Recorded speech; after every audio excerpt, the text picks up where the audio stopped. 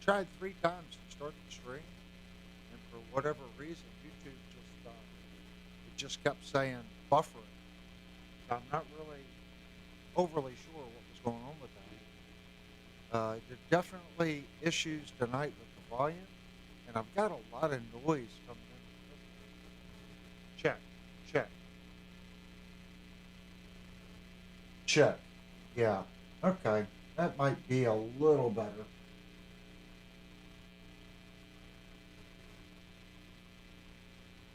Yeah, the sound is awful. That's what Linnell just come in and said. Let me unmute her microphone. Yeah, something has transpired, guys. I tried. Let me actually switch cameras. Um, I moved cables around. And since I moved cables around, I've got a tremendous amount of background hum, and I'm not really too sure where it's coming from. I do know that I was told that I had to buy some new shielded cables. Um, so definitely having issues with shielded cables. I never had an issue with that before, but I'm definitely having an issue now not having shielded cables. All that is noise from this Yamaha. Hold on. Definitely having issues with shielded. Hear it? Wow. All that hums the Yamaha. The clicking, that's the interference from the shielded cable. So I don't really know what all we're going to do to fix it. I'm going to have to do some rearranging. The way I have it arranged now definitely doesn't seem to be working. If you can't tell, we're playing Linnell's guitar tonight. It doesn't get enough love.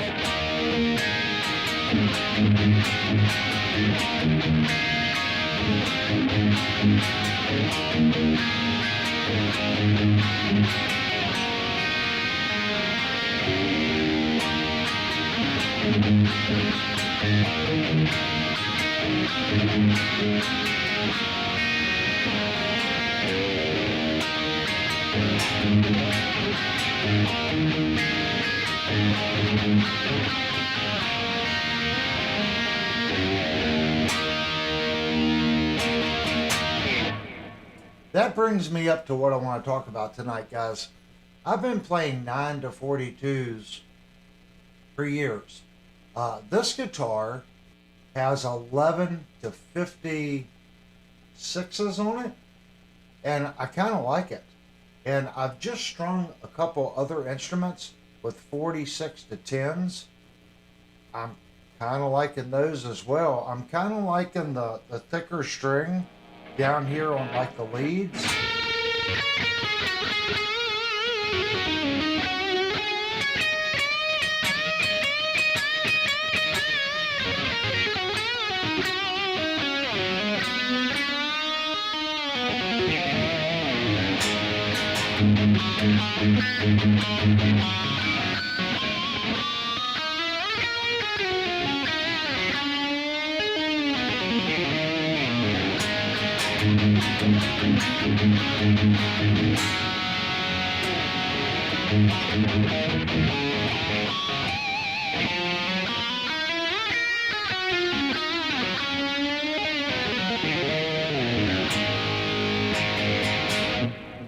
They seem to have a little bit more bite. Steve said noise floors hitting the ceiling, and Devastator said, yeah, it's noisy. Yeah, it's very noisy. I don't know what the issue is, guys. I wish I knew. It has gotten worse since I moved things around. I think a lot of it is this Yamaha. Let me turn it off.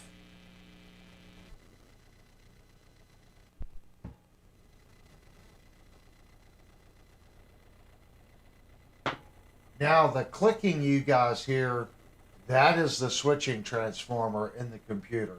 I have figured that out. And for whatever reason, it got worse the other day when I moved a couple cables. It was reading like negative 55. Now it's up between negative 50 and negative 45. So I don't know. I'm definitely gonna have to make some changes. As Steve said, that was part of it. Yeah, the Yamaha amp, the USB cable going to it is just ridiculously loud. Um, Let me turn it back on, and I'll disconnect the USB cable. That does actually help.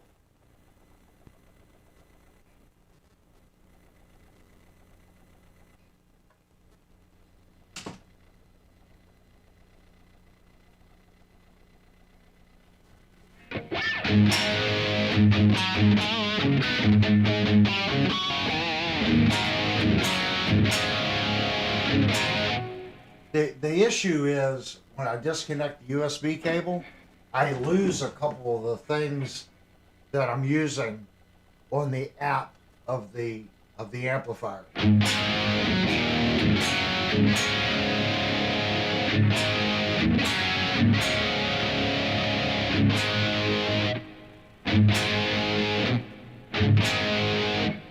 Let me see what I can do here. Sometimes if you just turn a knob,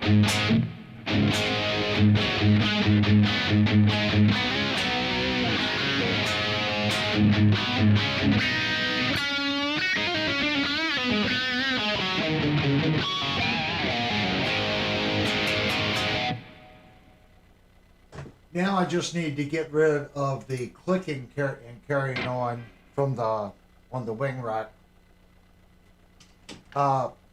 I'm not gonna say I really like the wing rack. I do. I like the wing rack. But the digital noise, it's there's a lot of digital noise. I never had these issues when I was running analog. Used to plug the USB cable directly into the computer with the Yamaha. I didn't have an issue. Maybe it's because now the computer is now seeing the wing rack through USB, and now the amplifier is USB. It's got to be something of that nature. I've disconnected the Ethernet cables.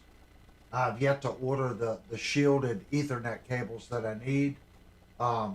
We did just place an order with Sweetwater. It's baby steps, guys. That's another thing I kind of wanted to go over tonight.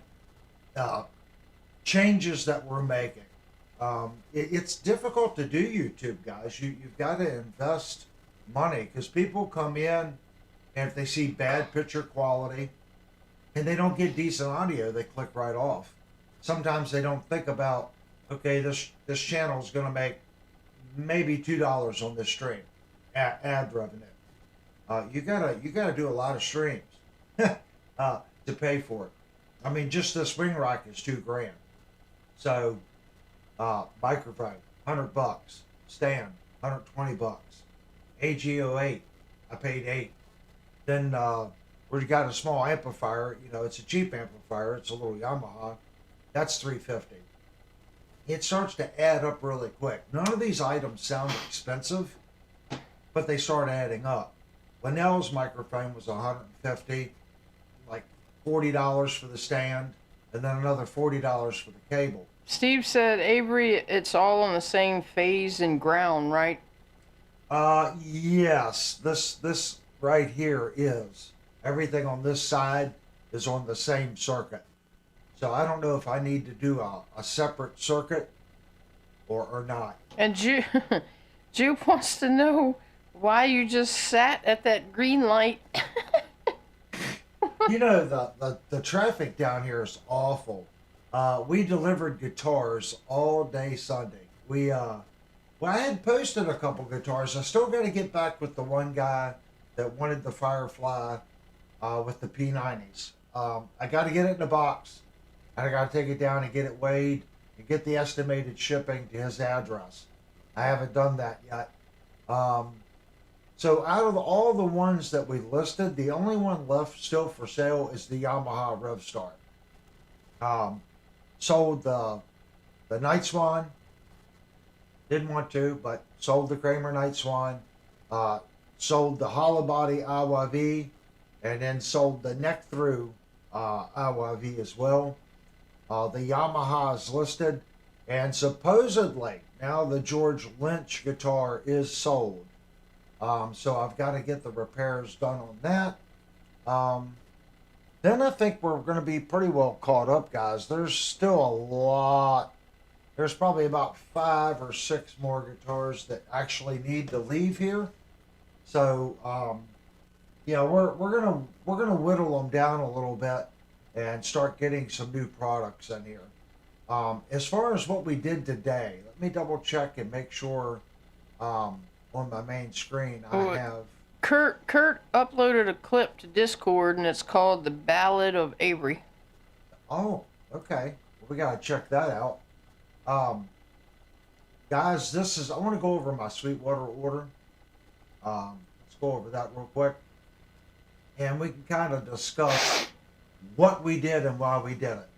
So you can hear Linnell in the background. She's in a completely other room. She does not have headphones. She can't actually hear the guitar when I'm playing. So sometimes she'll go to talk, or she can't tell if I'm playing, or I might be talking softly and she can't hear me. So we did get another pair of the MC250 Mackie headphones. It's the exact same pair that I'm using right now. We did get a one Hosa 25-foot extension cable for the headphones. And this is what's cool. This is a Rolls MM11 Pro. So basically you can set this up 2 ways. Where if you push down on it, it mutes the mic, or you push down on it and it engages the mic. This is the Pro model, so there's no clicking, no noise from it. So a lot of times out there, she'll have to sneeze or she'll have to do this or that. So her mic will be completely cut off until she hits this button. And I figured that would be the best case scenario for her in the other room. So, of course, we needed another cable to go from this to the microphone. Okay? And I don't know why I didn't think about it. She already has a mic cable. So, I actually didn't need this mic cable. But I went ahead and ordered it. It's just $27.80. I haven't ever ordered an Ernie Ball. Granted, I'm sure they don't make it. Somebody else is making it for them. But it looks like it's got decent connectors and it's a good price. So I figured I'd try one. And this brings us up to what I want to discuss now. If you watched the last 2 streams, we had a tremendous amount of problems with cameras. I am sick and tired of dealing with these Mevo cameras. If you're thinking about buying Mevos, don't waste your money. Save a little bit of money and buy something other than a Mevo. Even the big square Mevo. Just don't do it. So I did speak to Sweetwater about it. And this is kind of where I'm heading. This is a Holy Land Venus Air. It is designed for streaming. Devastator said, "Show us what's $2,000." Well, that's what we're showing right now. These were not purchased. Okay, these 2 cameras were not purchased. I put them in the cart. That way I didn't have to waste a lot of time going through Sweetwater to find these. So this is the Holy Land camera. It's $549. It is designed to stream for hours and hours and hours and hours and not overheat. It's $549. What I was told about this camera is the picture quality really won't be any better than my Mevos, but it should be more stable and not cause problems, supposedly. Okay, if we want to actually upgrade and have better image quality and being stable, they claim this is I hate to say it, it's the cheapest reliable DSLR. And I say that because you can get one for about $900 with a lens. The problem is if you're streaming with it, they get hot and they shut off. This camera evidently does not have the getting hot problem, and it's the cheapest DSLR camera that doesn't shut off because it gets hot. That's for one camera. $1,850 for one camera. It's really put me in a position to go. It's kind of crazy. Um, this this image quality here isn't the greatest. But Kurt, if I, Kurt said that's what I use, Avery, a Canon EOS 6. right, yeah, the 6 has issues. I, I I asked them, and on people doing my job, the 8 is the only one right now under $2,600 that will stream that long without getting hot. I looked at a 6. The 6s, they got a 6 and a 5. They've got some other models. The 8's the entry level. And it uses the R lens platform, which is their mid-grade platform. It's not the L lens platform. So you can get lenses for half the price of the L platform. It's a lot of money. So I don't know. This image here is not too bad, and this image is better. So they're saying the Holy Land is equal to the Mevo. Well, if it's this good, I'm happy. I can deal with this image quality. I think this is a decent image quality. But if I stay here long enough, it's gonna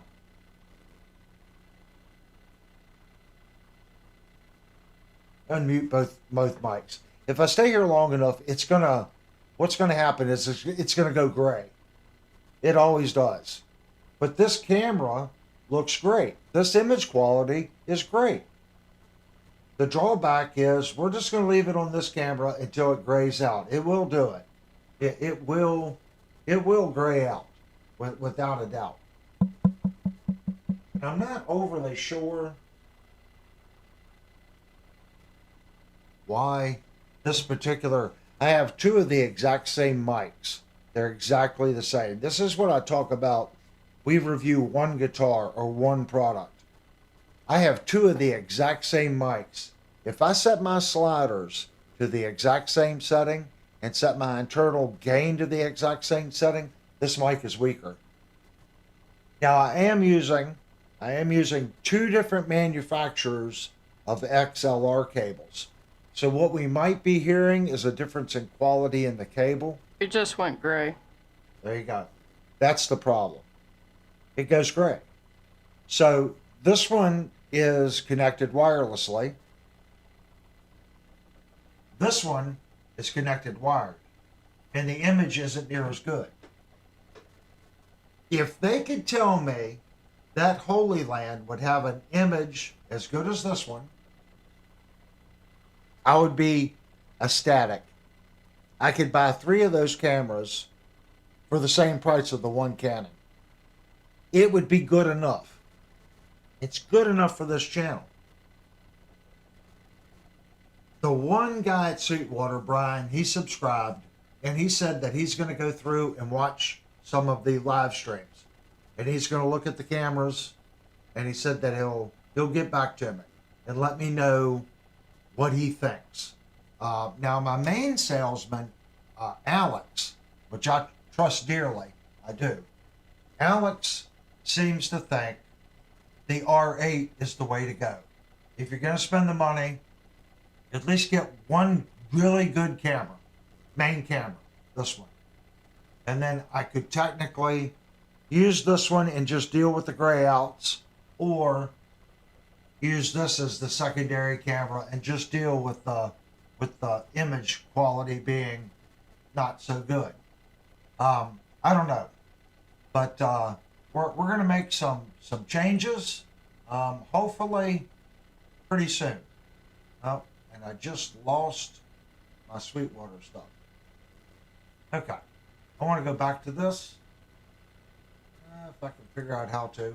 So that's the Canon, and that's our cart. That's what we ordered. We didn't order either one of the 2 cameras, but we did order another cable, the 5-foot cable, because she needs something to go between this button and the microphone. And I didn't need the other cable. I had squirrel brain moment. This is the headphone extension cable, and she will now have her own headphones. So it's little baby steps we're making. Our next purchase is going to be expensive. If I do the Holy Land, I'll probably just get one camera right now and just see. If someone has experience with the Holy Land or the R8, let me know. That's 18. Basically, you're looking at like $1,950, and it's a DSLR. They're not designed. They're great cameras. I'm not saying they're not great cameras. They're great for punch in, punch out video work. They're not designed to operate for 2 hours and 3 hours straight. That's the drawback. And one of the things he said, that they make an option kit where you could take the battery out and there's a transformer. And he said that'll help. That'll get the battery heat off the camera.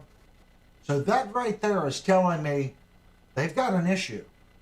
Right there, that's telling me there's an issue with the battery and heat.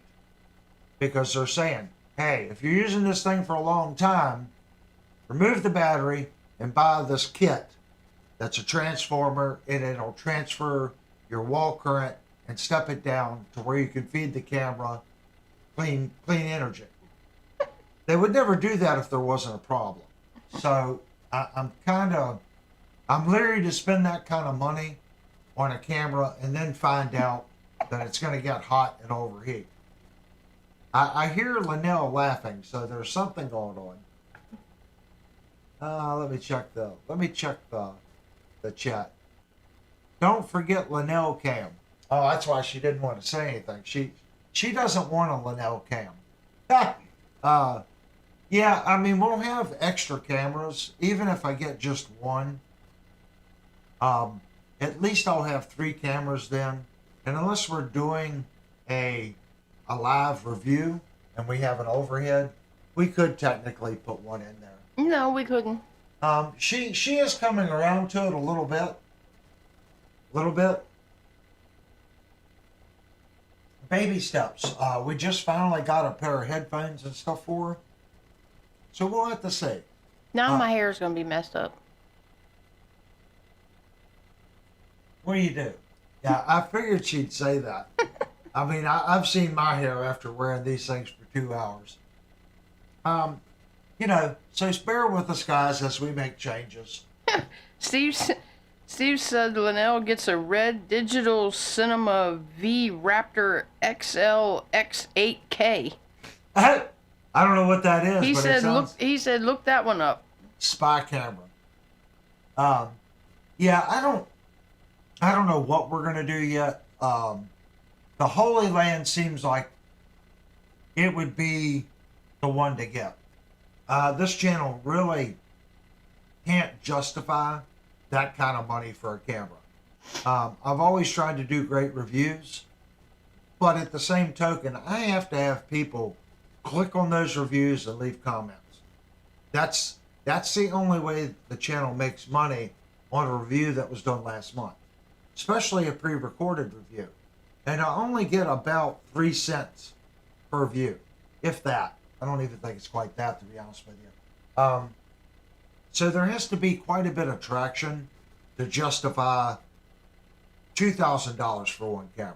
That gets a little crazy. And the next thing I want to go over, a lot's changed. If you guys click on the Kramer video, you're going to notice that it's going to come up something about the click below music and gear gets a kickback from Guitar Center or Sweetwater. Okay, 100% open and honest. I went into the YouTube affiliate program and it says you can pick affiliates. Well, in my chat, it was a lot of sweaters, perfumes, pocketbooks, pants. I'm like, none of this crap relates to my channel. I don't want to put something up, and if they click on that, they get some of that stuff, dude. It's 15-20% commission if I sell a pair of pants or a shirt, put all these other channels with these little inner commercials that really doesn't match their channel, that's what it's about. So I didn't think anything of it. It's been about 4 weeks since I did it. Every time I get on YouTube, I click on it and see if there's any new vendors that would fit this channel. Somebody selling guitars or cables or something that would make sense. I didn't have to do anything. YouTube automatically saw that Guitar Center and Sweetwater sell these products. And here's 100% open and honest. If you click on that link and you guys buy a Kramer, now this is before YouTube takes their percentage. Sweetwater pays 5%. Out of that 5% commission, YouTube will take 30%. So 5% of whatever the guitar costs. That's what YouTube gets. Then YouTube will give me 70% of that. Here's what's funny. They also put a link to Guitar Center. Guitar Center will pay YouTube 10%. And I get 70% of that 10%. So go to that video and see if you see it. It's quite hysterical.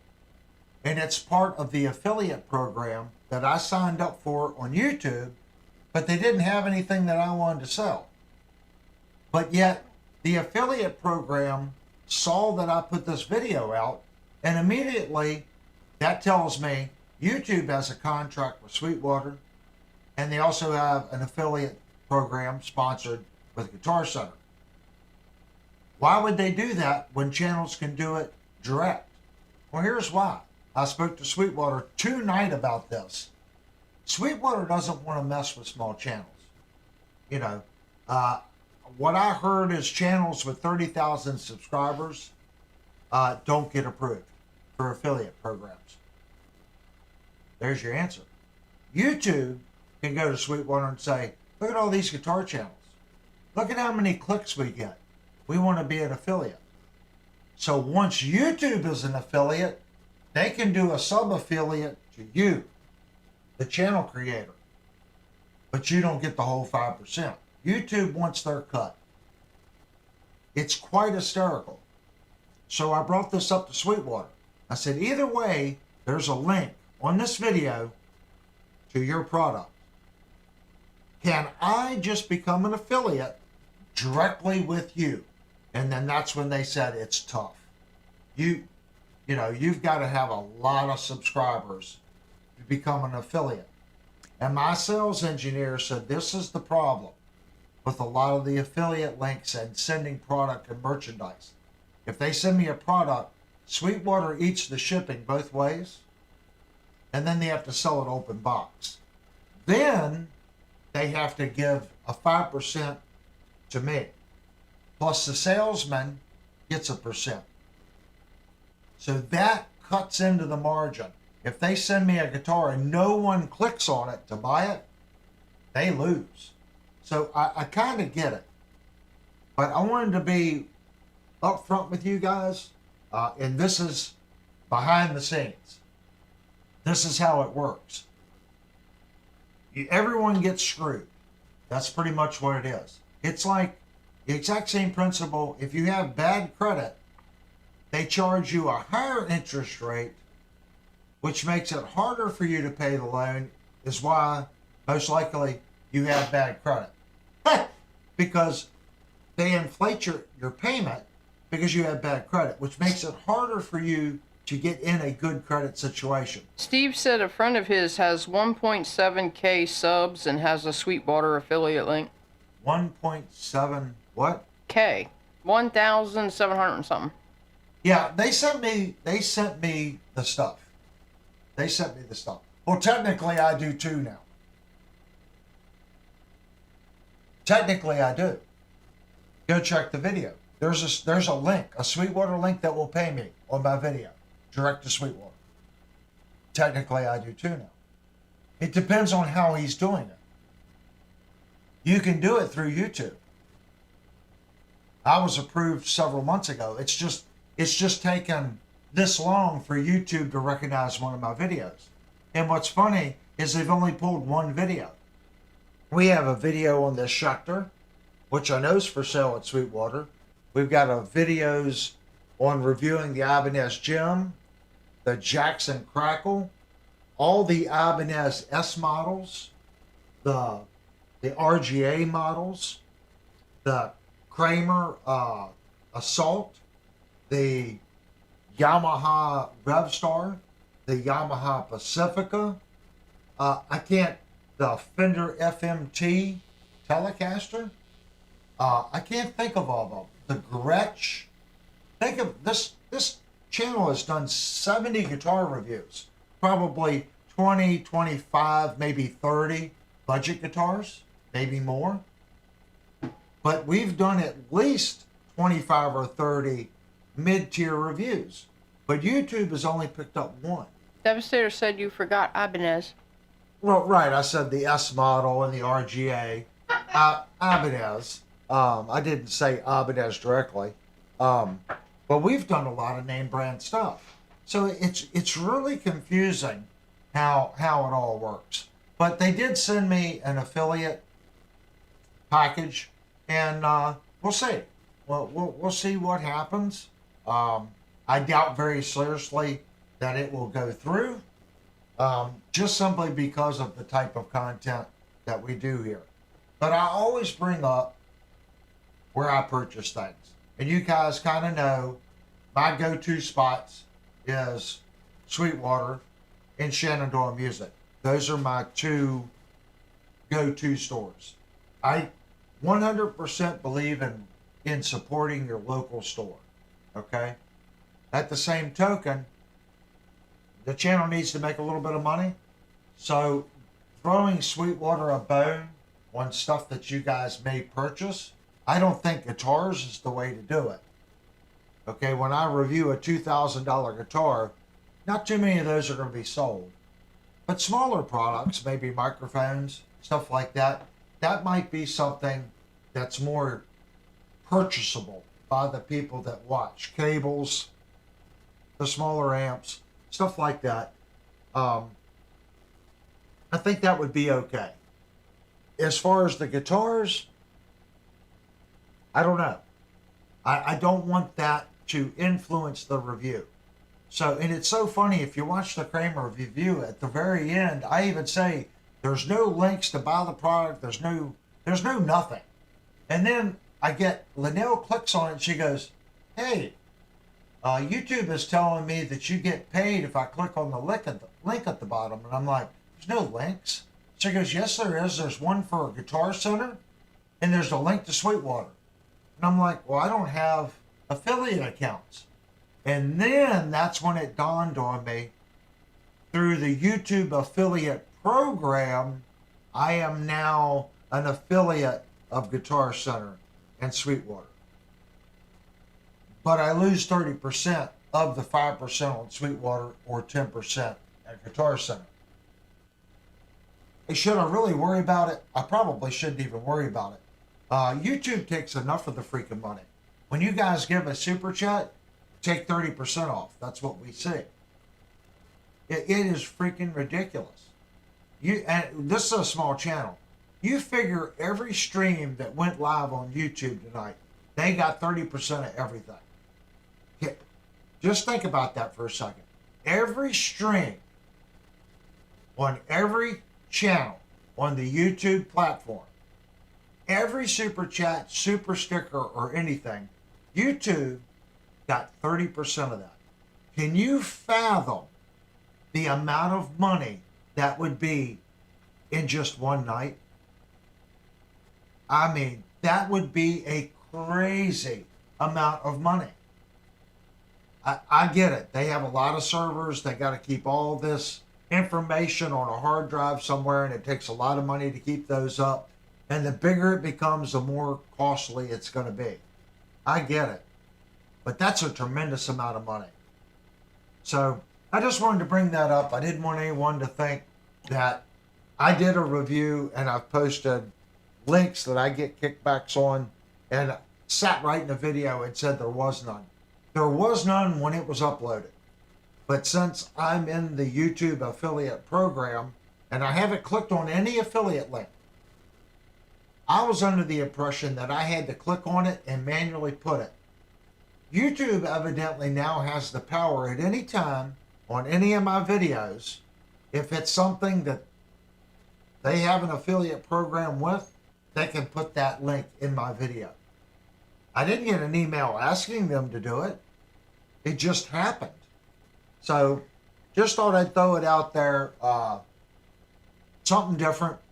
But next stream, that stuff is supposed to come on Saturday from Sweetwater. So maybe we'll do a quick unboxing, or we might just fire up the stream, see how much better Linnell can hear what I'm saying and when I'm playing the guitar and stuff like that. This is just one more step. I thought about buying one of the mic button mutes for me for this reason right here. Okay, these two microphones are on, so I'm going to play the guitar.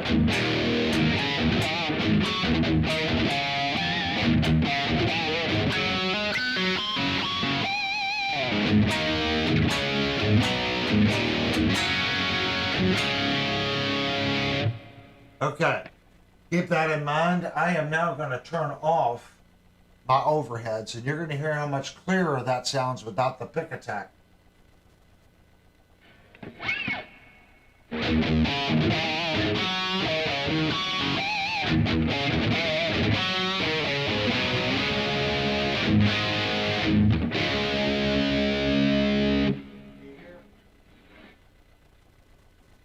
You guys hear the difference? There's a huge amount of difference.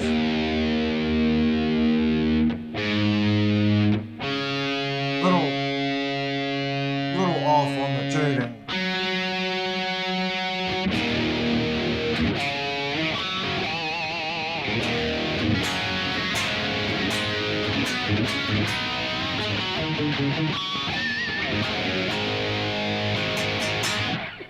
Now if I turn off the microphones,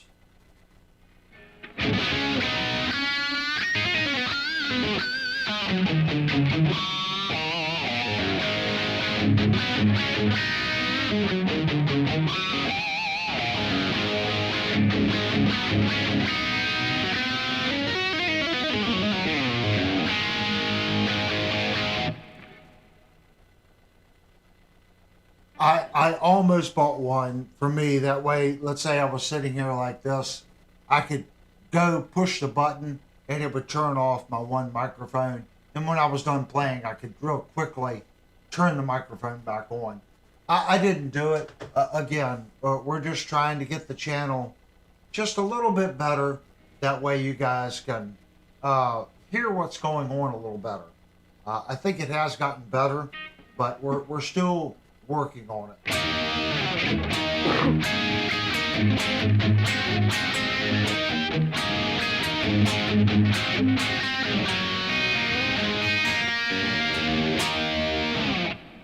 Now I want everyone to post about what we were talking about, string gauges.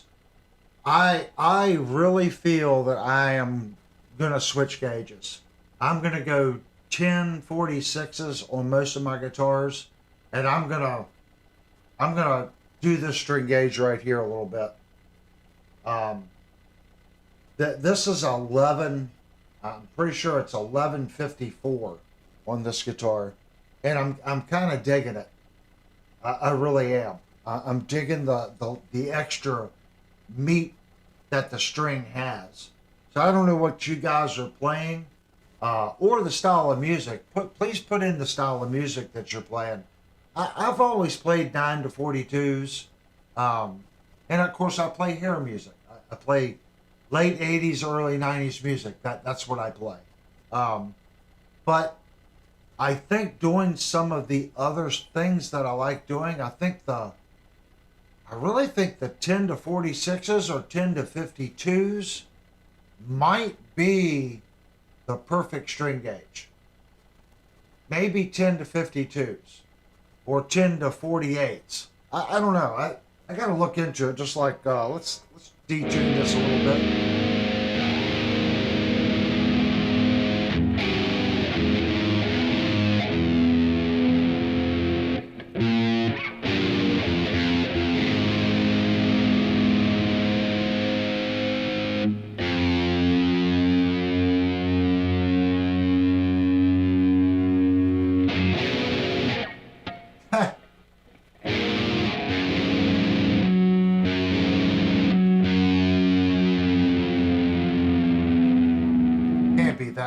minute.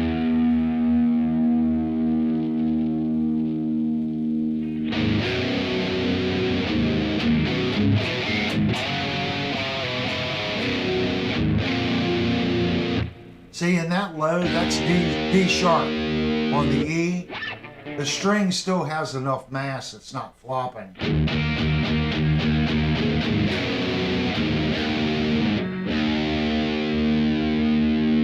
Get it back up here.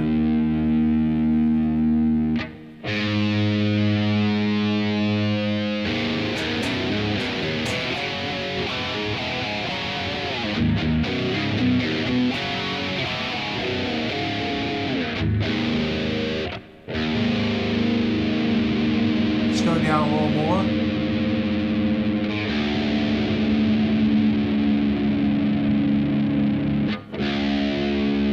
Wicked Fester played nines for the first 40 years and then 10 years ago changed to tens. Kurt uses 1046.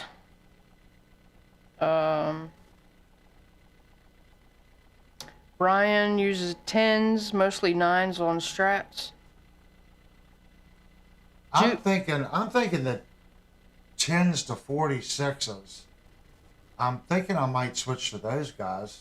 I really am. Juke has been with 9 to 42s for eons. Trucker Bob uses 12 to 62 for black metal.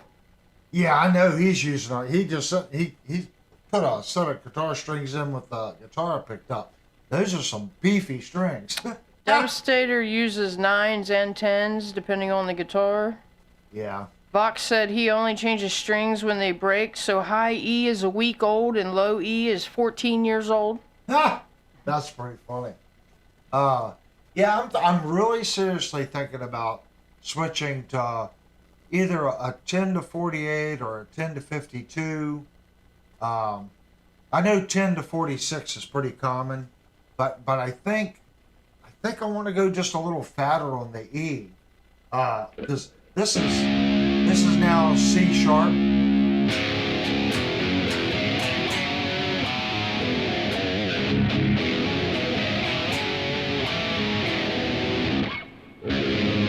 Let me retune.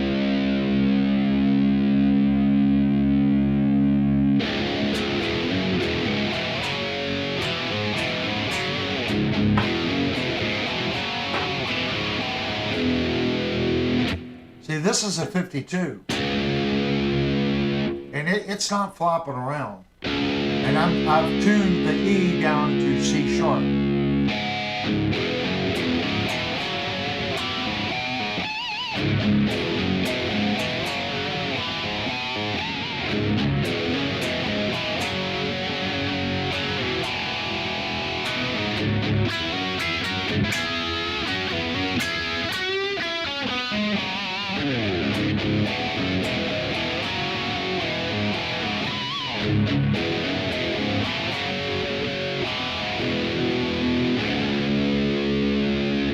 I kind of like the way that heavier E string sounds. If you go heavier strings, do you have to mess with adjusting the nut?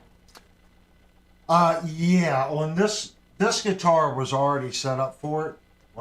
This guitar was already set up with this heavier string gauge. Yeah, if I went 10 to 52s, I would have to pick the guitar that I was going to run that in, and I would probably have to do a little nut work to get the string to fit in there properly. All my guitars are set up 9 to 42s on the nuts. You can get away with going up one size. Like you could probably go from a 42 to a 46 on your nut. You shouldn't have a problem. Same with going from a 9 to a 10. But if you jump this 9 up to 11, yeah, you're probably going to have some issues. You probably have to go in there and clean the nut up a little bit. That's why I'm curious about it, because once I do that, it makes it really difficult then to go back to a lighter gauge string. You've already cut the nut out. I'm not saying you can't do it. You could replace it or do the CA glue and baking soda trick. You could do that. I just don't know if I want to replace the nut. on a guitar. So I play this guitar. This is Linnell's Chapman, and it's set up 52 to 10s. And I just, every time I play this guitar, it's mean.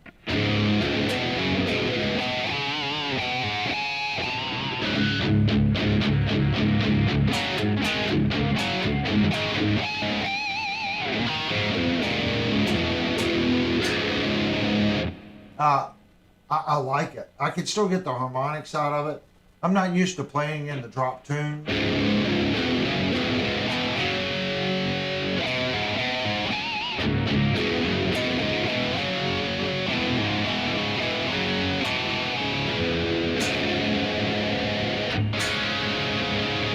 It's mean sounding. But even if I go up,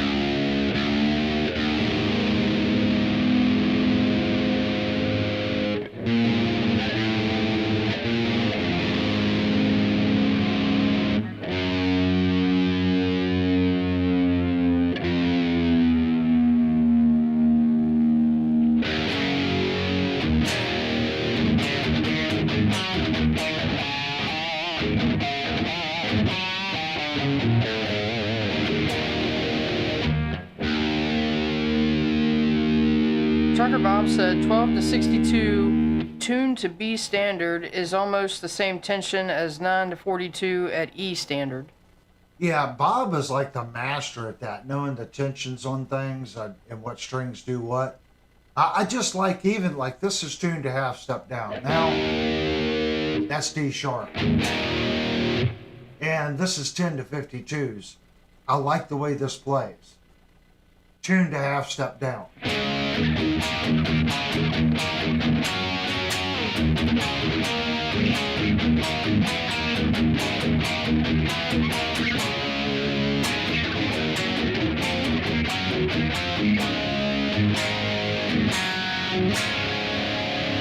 I like, it's got a good feel to it, and it's not so heavy.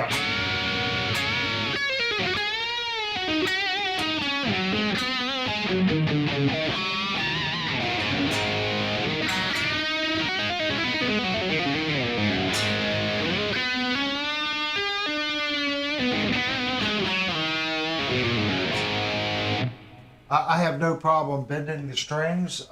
If they don't feel chunky, I'm really starting to like this gauge. Which is better for drop tuning, longer or shorter scale? That's a good Bob question, because I don't do too much drop tuning. I mean, the shorter scale length guitars are easier to bend. So a lot of guys will play a 24.75 and they put, 46 10s on it, and it's going to feel like a guitar with 9s to 42s on it because it's a shorter scale. My Vandenberg is a 24.75. Most Gibsons are 24.75. So you can go up a gauge on those and not have any loss of feel as far as pulling it. I'm talking about a 25.5 scale length, not 24/7. So on the 24/7, I could probably bump it up to 1154. I'm guessing. Bob can interject on that and tell me if I'm doing a 10 to 52 on 25.5 scale, if I went to 24.75 and went down a half step, would the 1154s be similar? If that's the case, I would love to try 1154 on one of my 24.75 scale length guitars. I think they've got just a little more. Look, it's more bottom. It's fuller sounding.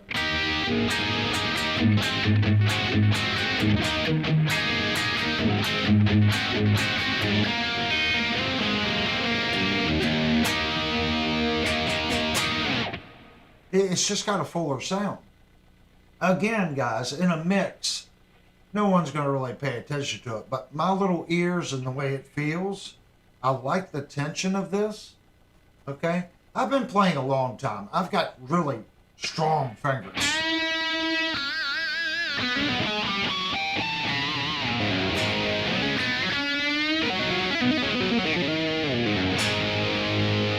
I don't have an issue bending strings. I also find that now the 9 to 42s, I find myself, especially coming from a different scale length guitar, I keep finding myself over bending really badly. So maybe I should just switch for a couple months. And I mean, do you guys do that? Do you guys run into that issue? Oh, I'm over bending the tar out of these notes. I'm just going to go to a heavier gauge string to try to offset some of that. But do you ever go back to the lighter string? Does that kind of make sense? If I go up to it, yeah, eventually my fingers would get stronger. you know, would I then want to go back to the nines later? How many people have went to really heavy and then also went back to the lighter gauge going, you know what, I'm tired of bending these heavy ass strings. I'm going to put some light gauge strings on this guitar. Have you tried hybrid strings? To my knowledge, all hybrid is a kooky string size. Hybrid 9 to 46. No, but this is a hybrid set here. This is 10 to 52. So technically, this is a hybrid set of strings on this. I don't think that the 9 to 56 would do me too much. If I could find maybe a 10 to 42, I might consider that. I don't find myself over bending the top E and the A string. I find myself over bending the G, D, and especially the B string. BTM has 14 to 72 for his 27-inch baritone tuned to C, and they feel like 10s. Yeah. I don't have a baritone that big. I think the longest scale I sold my baritone 7-string Jackson, and that was 26.5, I believe. You guys can correct me if I'm wrong. I know it was so funny.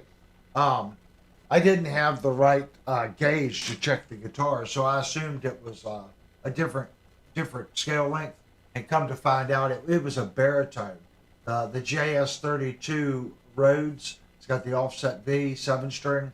That is actually a 26.5 scale length on that guitar. I actually like that guitar. I don't remember what strings from the factory Jackson was using on that, but I didn't mind it. I thought it played like butter. The strings bent easily on it. I mean, it's a 26.5. I don't know what gauge strings they were using on it, though. I bring all this up because I'm thinking about making some changes. I have 1472, 27-inch, right, baritone. Any suggestions on that? I think I am going to try a 10, maybe a 1048, or maybe something, I'm really liking this 10 to 52. But if I go 10 to 46, I probably wouldn't have to cut the nut on. You know what? That reminds me, guys. I wanna look. What does the Ibanez RGA come with stock? I want to say that is Ibanez. Trucker Bob said that's why you need many guitars so you don't have to switch back and forth. LOL. And then he said it's a good excuse for the wife anyway. What's funny about that is the wife almost has as many guitars as I do now.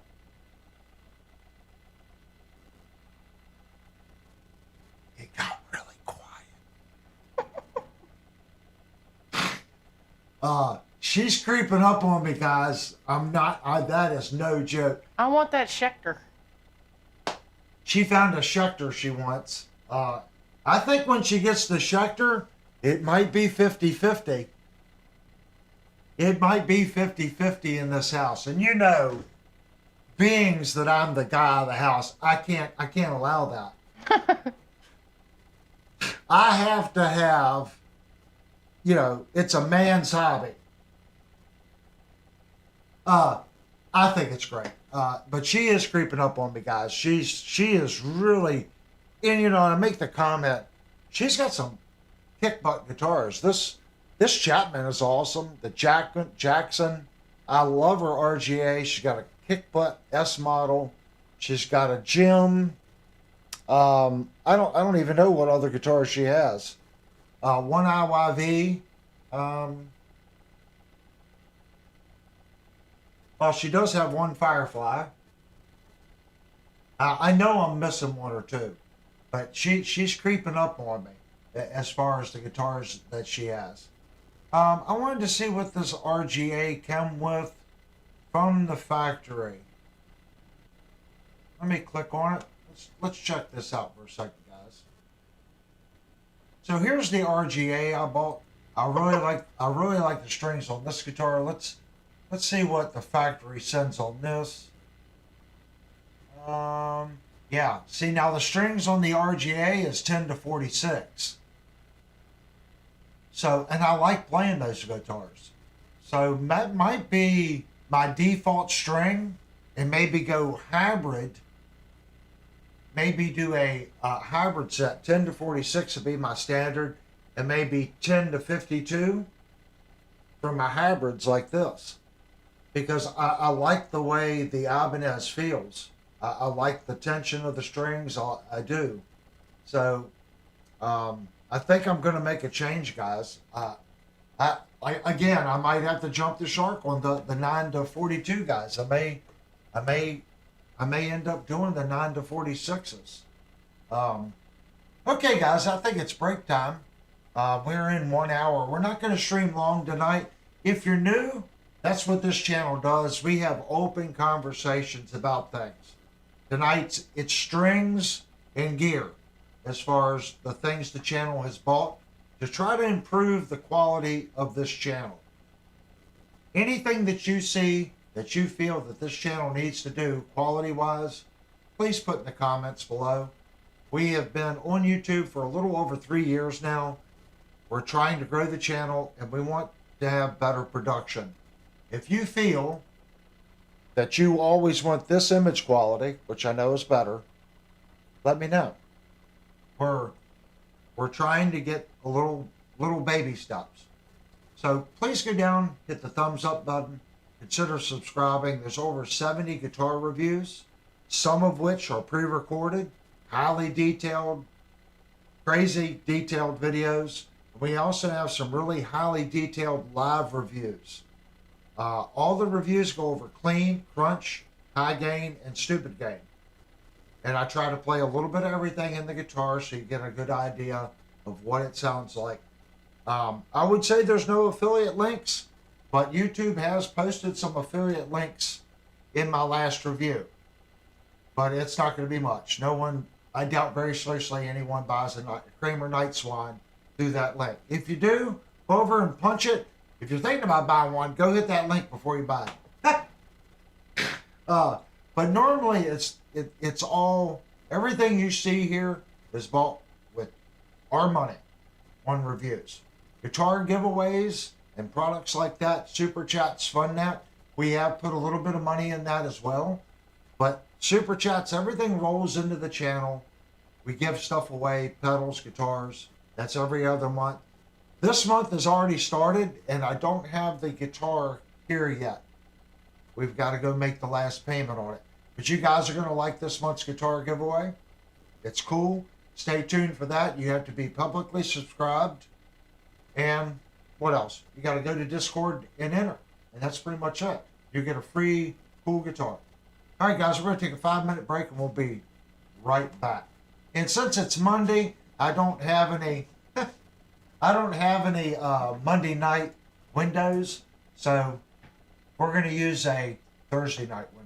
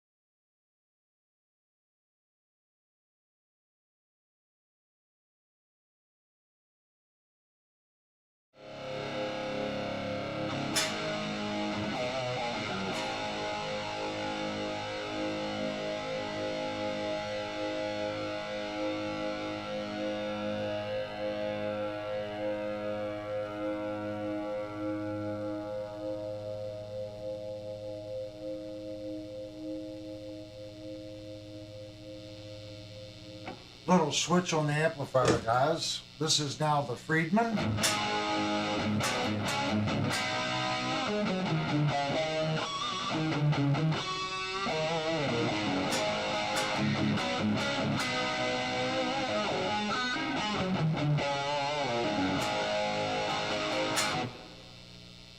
And you can hear the noise floor does go up with the Friedman.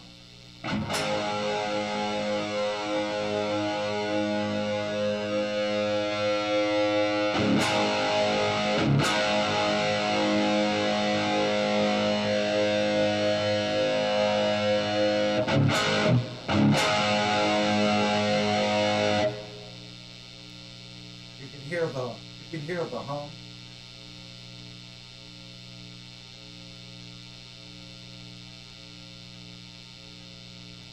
So I think a lot of it is, I've got a lot of these little transformers, like the Friedman, the back of the Friedman comes down, there's a transformer. That's sitting directly on top of some of the audio cables going back and forth. That's a lot of hum. Now if I mute the Friedman,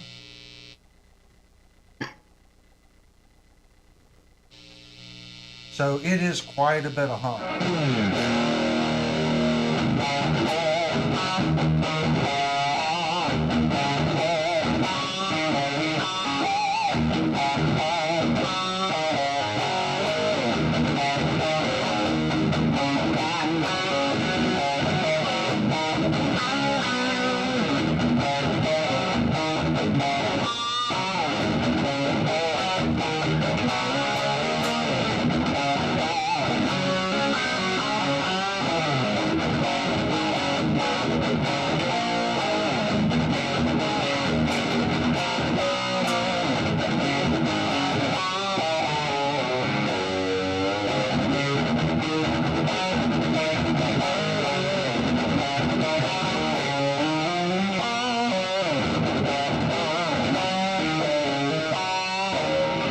That's something I've been working on, trying to do up without picking.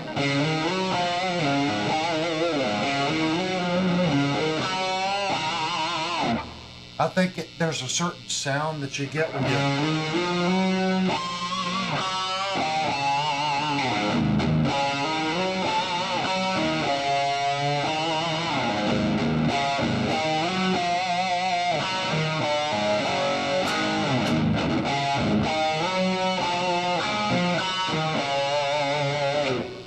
I don't know, I've been working on that, and then also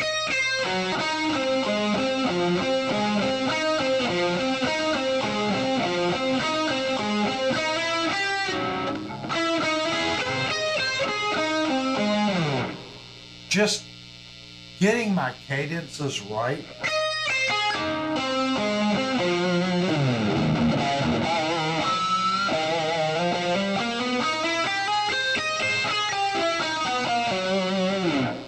That and timing between the notes, just the...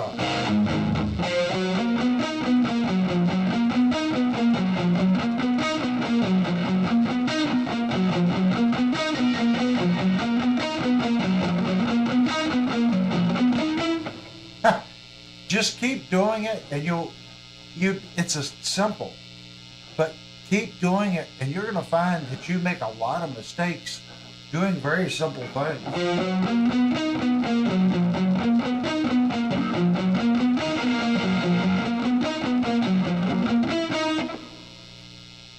Especially when you stop thinking about it.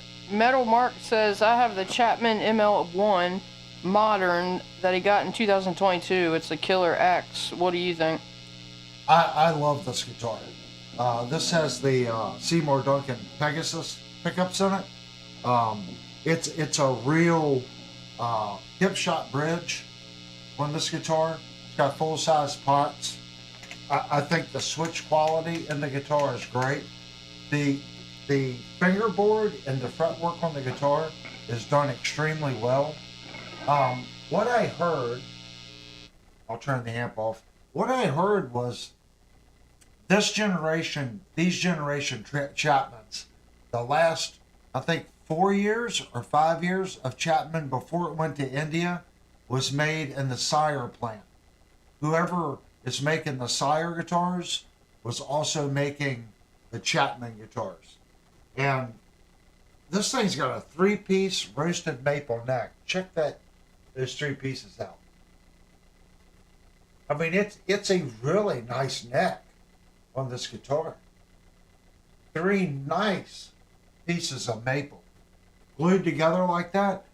This, again, we're going through a seasonal change. Summer, fall, winter. Now it's starting to get warm, cold, warm, cold. I didn't have to adjust the truss rod on this guitar.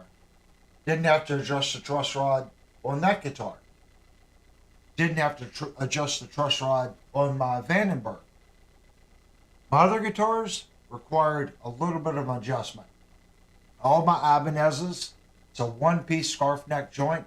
I had to adjust the truss rod. I had to adjust the truss rod on my Kramer Night Swan. It was a 1-piece solid neck, no scarf joint, but I did have to make a small adjustment. These guitars like this, they're maintenance free. When you've got a multi-piece neck like that, Kirk is spot on. The multi-piece neck is just stable. Is it a neck through? No, this is a bolt-on. And again, see how they did it? How it matches the arc here, and it goes to that arc. That's what I'm talking about. Programming consistency. And they didn't step it down and make a big route here. It's nice. It's flowed into the step down. It makes it thinner here, makes it easier to grab. That's all they need to do. A lot of these budget guitar companies now, they're cutting around like this and there's a step down. And that's a very peculiar, it's just very peculiar. I would rather have this arc, angled and just blend it into the body like that. I think that's well done. And I love the paint job. It goes purple to blue.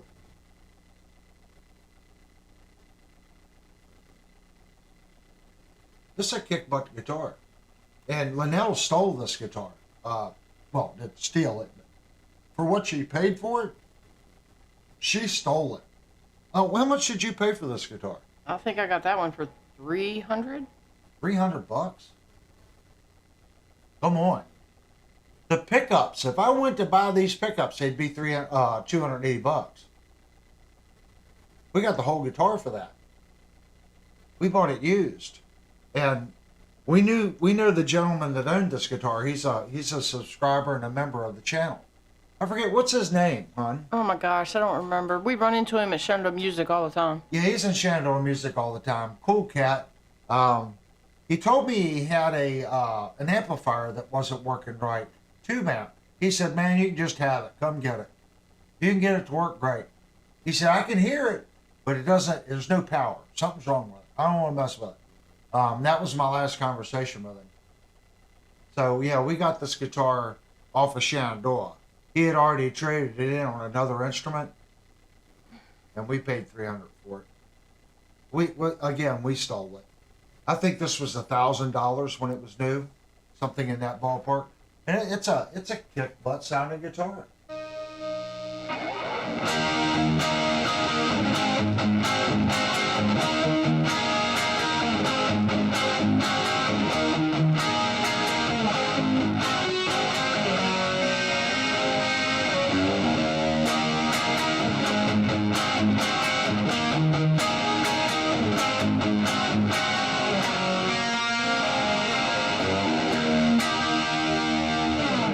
That's got a good sound to it, man. It really does.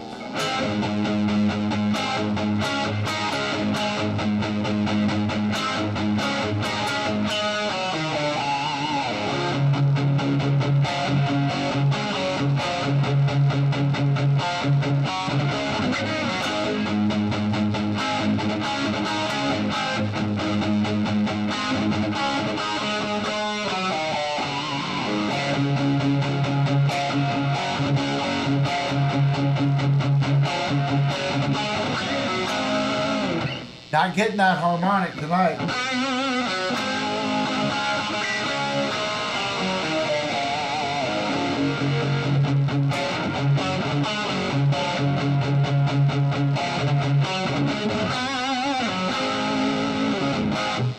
It's got a good sound. Again, it's Seymour Duncan's. I love Seymour's. These are good sounding pickups.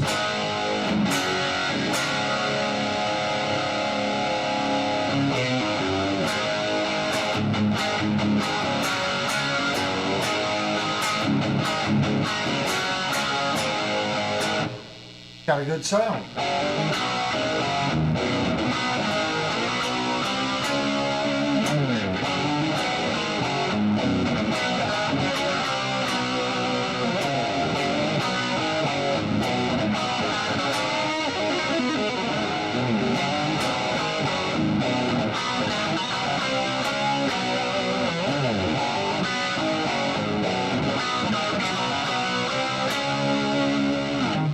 That's got a good sound to it, guys. It breaks up nice. I never really paid attention to the Pegasus pickups, but these sound really good. There's nothing that you need to do to this guitar. I mean, great, it's $1,000 guitar, but if you wanted to upgrade this guitar, there's not much you can do. Look at the tuning case. It's already got kick butt, locking, open gear tuning case. I forget. These are Hipshot. I love Hipshot. I put Hipshot on all my hot rod guitars. But check them out. Open gear, locking, Hipshot tuners from the factory, 3-piece neck, Hipshot bridge, Seymour Duncan Pegasus pickups, reverse headstock, flip-flop color. I mean, for a guitar like this, what else could you want? I'm pretty sure that this is a Graphtec nut on this guitar as well. I mean, if you were building the super hardtail, what else could you really add to it that they haven't already done? I mean, that's it. I mean, I'm sure it doesn't have a pure tone jack in it. Okay, stick a pure tone jack in it. That's a whopping $7. That's the only thing I could think that you could do, and that's more about longevity. I'm not having any problems with the jack in the guitar. It feels decent. But my guitars, the ones I really, really want to keep and love, I put pure tone jacks in them. I don't have to worry about the jack wiggling and causing funny noises. I'm sure this guitar doesn't have one. But that's it. So you guys could say it's an ML1 Pro. Chapman. I don't know. I don't think they make this guitar anymore. I was watching NAMM, and some of the new Chapmans are kind of funny. I don't know if they just wanted to what's the term? Reinvent the company. Maybe sales were slow. I wouldn't have. Personally, I don't think I would have changed this guitar. I would have made this exact same guitar, just like this. I would offer this one again, and then make the exact same, how they've got the arch top, but do a Telecaster version with this hook, and then bring this down like this, like a Tele. Make those two versions. That's just me. I guess it wasn't a big seller for them, because what I saw at the NAMM show with Rob Chapman, when the Captain did an interview. Of course, the Captain owns part of Chapman Guitars too.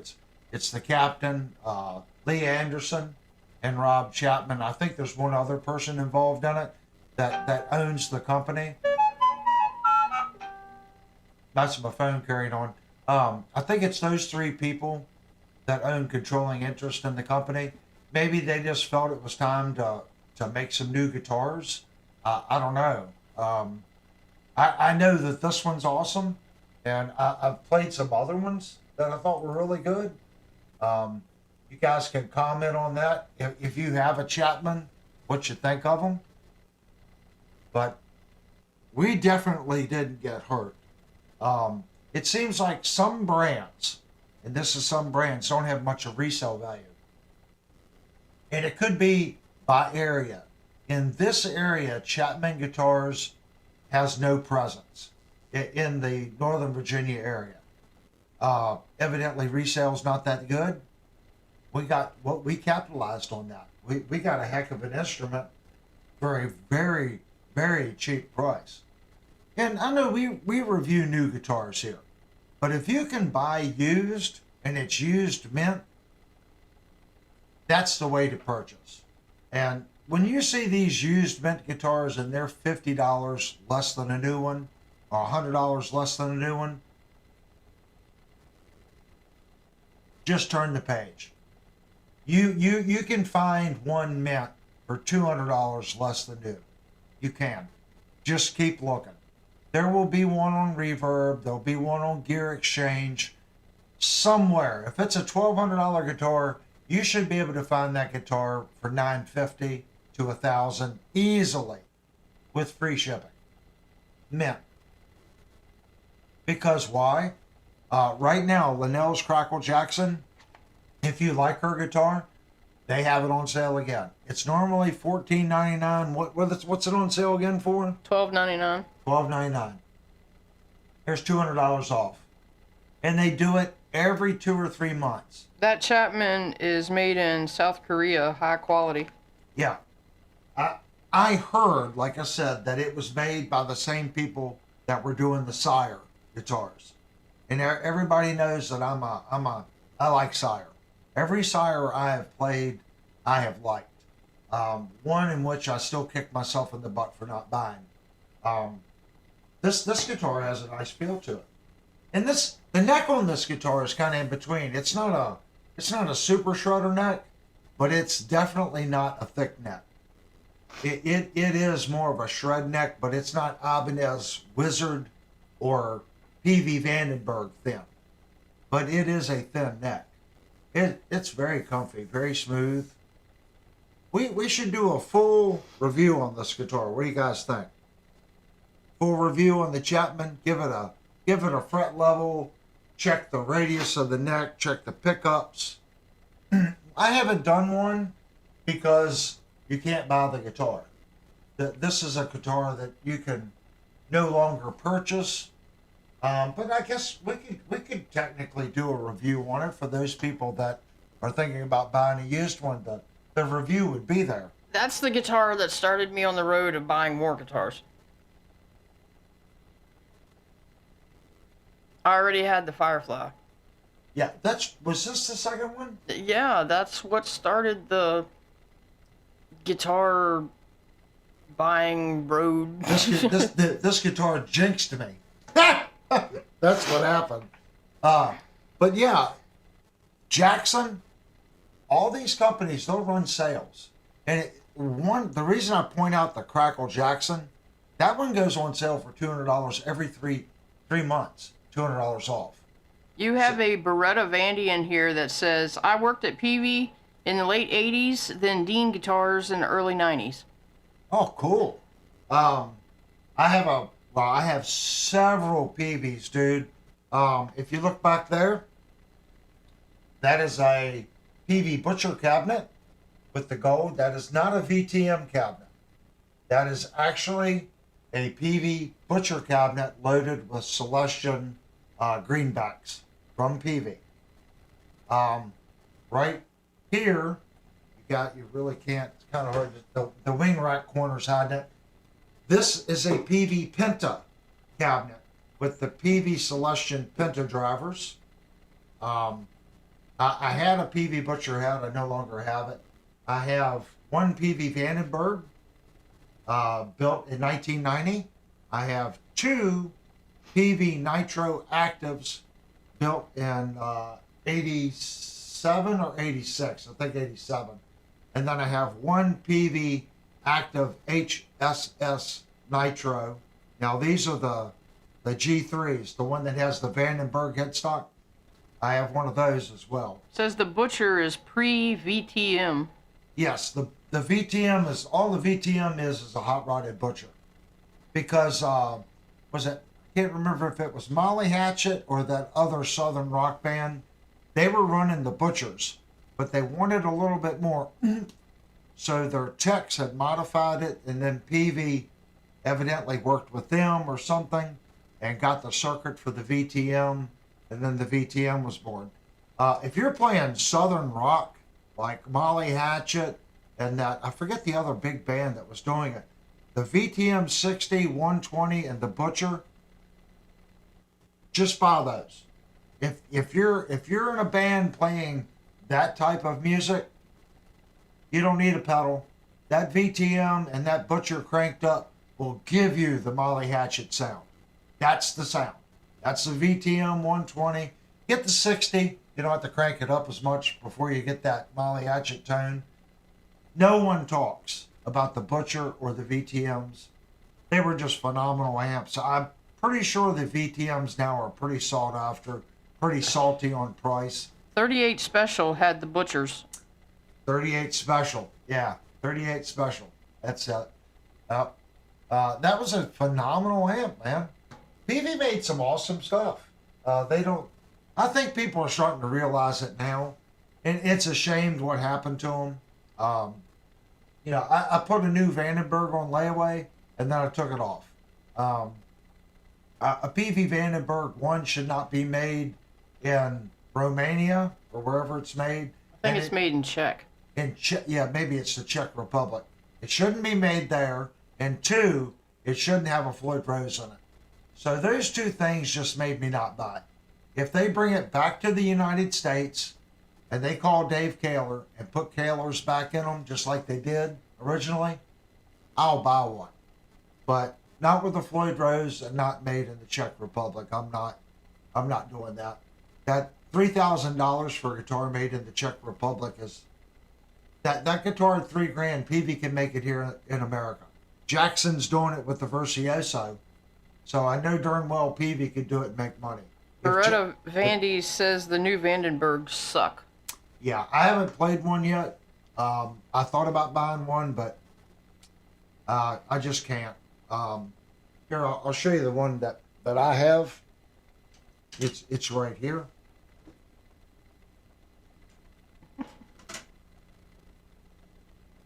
Here is my 1990 PV Vandenberg.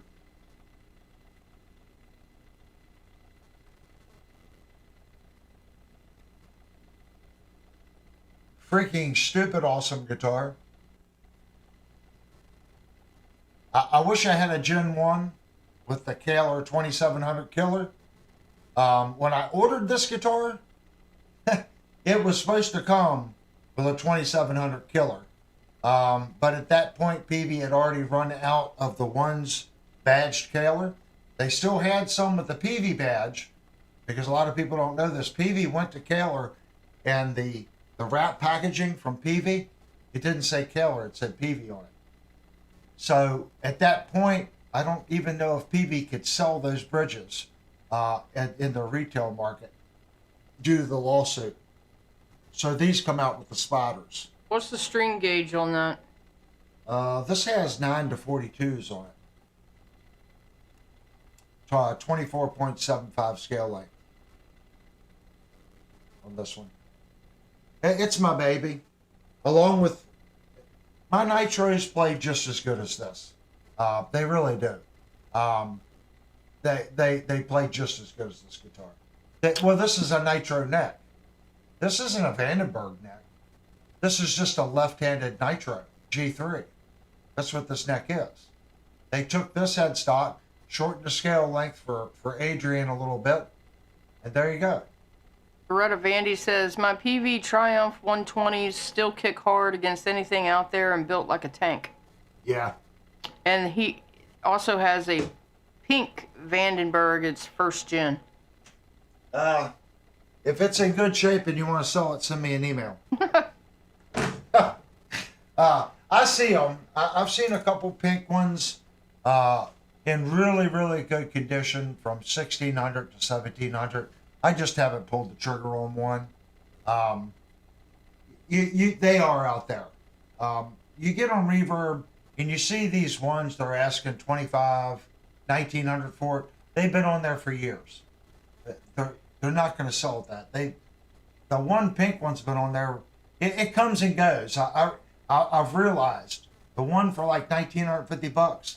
It always shows up like every 6 months. It's the exact same dude. He puts it up for a couple months. It doesn't sell. It takes it down. Is it worth that? It must not be because it's not selling. The ones I see selling are in the $1,700 to $1,500 price mark in great condition. The ones at $1,000 to $1,200 to $1,400 in good condition sell. But the ones that are repainted, beat up, they're still asking for $1,200. There's one on there that's been on there for probably 5 or 6 years. The guys, I think he's went $1,295 for it. It's pretty beat up. He's just not going to get that for it. I get it. It's a rare guitar, but the demand has to be there. And people is what creates the demand. If people are buying it at $2,000, then it's worth $2,000. If they're not buying it at $2,000, then it's not worth $2,000.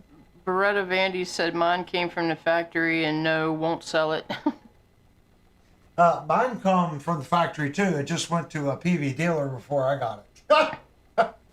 I ordered this one just Says- like I ordered my Nitros. Try finding a puzzle. There's one on Reverb right now. The drawback to the original puzzles were they were regular Vandenbergs. They pulled them off the finish line. They scuffed them down, sprayed the puzzle, and then re-clear coated them. It's really hard to find a puzzle that doesn't have the secondary clear coat bubbling on it. I've only ever seen one for sale that there wasn't some bubbling going on in the secondary clear coat, and that one sold. It was 5 or 6 grand. There's one on Reverb right now for $5,600, and there's some bubbling where the clear coat's lifted off the first spray of clear coat. I wouldn't do that. What I would do, I mentioned that, it's funny you bring that up. I would just buy one of the beat up Vandenbergs, one of the black ones, for $1,200. That's got a lot of dings and chips on it. I would restore the guitar, paint it black, and then put the white puzzle on it and then clear coat it. If you do it right, no one's not going to know that it's not a true puzzle. It's already a Vandenberg that's been beat up. Refinishing and doing that to it isn't going to hurt the value. It's not going to help the value, but it's not going to hurt the value. And that'll be a guitar that you can actually play. I would never buy a puzzle Vandenberg and sit here and play it and scratch it. So I thought about it. I'll just get one for like $1,300. I'll do the refinish, redo the neck, just completely redo the guitar, paint it up as a puzzle. And I just like the look. I think it's a cool looking guitar. And then I could play it. I just sold my my Night Swan, and I bought the Night Swan to replace my Vandenberg. It was very close. It played very close. But I'm playing my Vandenberg again. I don't care. You know, I'm going to play it. I played it for 15 years out live. I'm going to play it. I don't care if I scratch it. I don't care if I put another ding in it. You saw it. I've played it so much the iodized coating on the knobs have worn off. And you see, PV actually used solid brass knobs. Beretta Vandy said grandfather's PV employee number was 0007 and went to work for them when they were still working out of his parents' basement. Oh, that's crazy.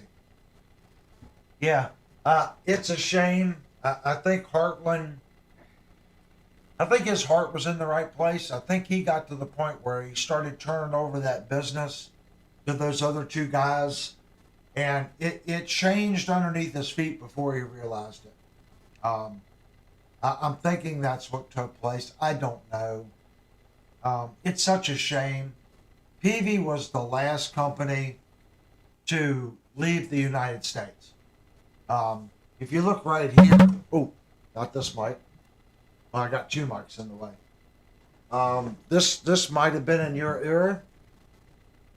There's a unit right here and a unit right here. Both of those are Applied Media Research, which was owned by PV. They both say PV on it, but PV bought AMR. and those are inline tube preamps for to go on the backside of the ADAT units. I use them in my guitar rig. I think they're phenomenal. They're stupid hard to find now. That little silver guy, it's a PV tube sweetener, AMR, little triangle. It says applied or audio media research. Very hard to find. I have two of them. One was just restored about a year and a half ago. A good friend of mine has a repair business where he restores amplifiers and goes through all the traces and make sure all the electrolytics are top notch. He makes sure that he buys high quality components and puts high quality components back in it. I need to send him my other one. I don't know if you did any work with this stuff or not, but I have two. I have one for a backup. That they made good stuff, man. They really did. I'm in search of right now a PV Classic 50. I don't know if I want a 212 or a 410 cabinet, but I'm in search of one right now. I've found a couple local for about 450, 500 in really, really, really good shape. The one with the straight top, not the one that had the made in America, an original tweed, not the black. I want the tweed one. That'll probably be an amplifier that I'll buy. And if you can't, I have an Egnator right here. That Egnator's a great amp. I had a Stereo Classic 30 for a long time. I really liked. I just think that that's a single 12. So I think a dual 12 Classic 50 would kind of fit in here, as far as my amps. I don't really, actually, I think the Classic 50 410 would fit in the best. That would sound night and day different from this and sound way different than my rack amp here. So I'm trying to have different equipment to give me different sounds. Just like we were just talking about, Bob said that's why you have a bunch of different guitars, because you can have all these different guitars set up for different tunings. You just grab that guitar and go. If I have an amplifier like that, that would be my go-to for that style of music. Then I got my Egnator, and then I've got my crazy rack amp. I do have the little B that I bought, but it's solid state. And then I got Linnell's little Yamaha here. So it really don't need it, but I'm a tube guy. I like tubes. Let's see what we got here. Anything new? Let me check with a friend of mine who has a Classic 5212 sitting in his basement collecting dust. Let me know. I am definitely interested in it. Definitely interested in a 212 Classic 50. Thunder Metal. We got Johnny B come in. I don't know if he's still here. I want to say thank you to everyone that comes in the channel and participates. That's what makes it work. Just like the interaction we just had, let's talk about products. It doesn't have to be old school stuff. It can be new stuff. What are you into? Everyone knows I'm into the old PV stuff. I got a lot of old PV guitars. And I'm trying to get more into the modern stuff. Can I put nylon classical strings in a Floyd Rose tremolo? I have never tried, but I don't see why you couldn't, because the way the locking nut, the way the locker works, I don't think it would necessarily know the difference. Nylon crushes, okay? So there's a little bit of difference between the block and where it goes over the saddle. So when you tighten it, it would be how much pressure do you put on it. Since it's a nylon string, it's going to want to crush a little bit. But I wouldn't worry too much about it crushing, because there's a gap between the block and where it rides over the saddle. I don't see why you couldn't. Do you think a 90s PV reactor in great shape for $300 would be a good buy? Reactor. That might be a question for Beretta Vandy. I'm not too familiar with that model. In the 80s, the models that I was into was the PVG 90, the PV Vandenberg, the PV Destiny, the PV Nitro, and some of the PV Tracers. The PV Tracer that used the scooped uh, nitro neck is worth a lot of money. That doesn't mean the Tracers that just had the regular banana headstock, they're still good guitars. But the ones worth the money have the steps in them, like the Vandenbergs. I'm not overly familiar with that guitar. Let me see if we can. Let me go to reverb. I might know it if I saw it. Let's go to reverb. Reverb. It's telly style. Now the PV generations are worth money. What was the name of it, hon? It's a PV reactor.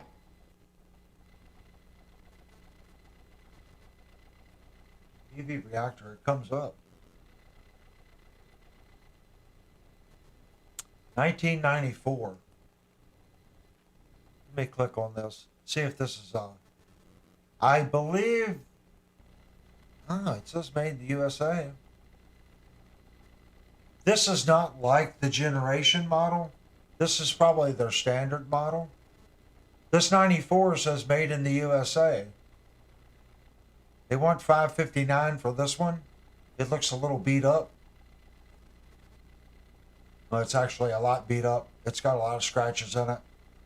Actually, let's here we go. So this is the first one that come up. You can see it's got a lot of damage down through here. You know, it depends. If you're buying it to play it, this is probably the way to buy it.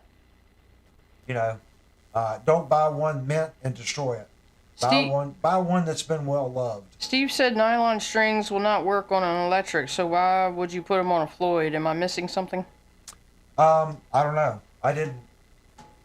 You know, he just asked if it would work on a Floyd. I know they'll fit in it. Now the question would be, how much tension would you put on it? I don't know. I've never tried anything like that. I don't know. Maybe it's what do they call it? One of those guitars that has the cutaway. Maybe it's a semi hollow or something like that with a Floyd. They make all kinds of weird stuff now. So there's that one. Wow, this one's really expensive. This one's $2,000. Now, this is what I was saying, guys. This is listed at this price. It doesn't mean that it's going to sell at that price, if that makes sense. This was listed 6 months ago. So that right there tells you it's not that, it's been on Reverb for 6 months.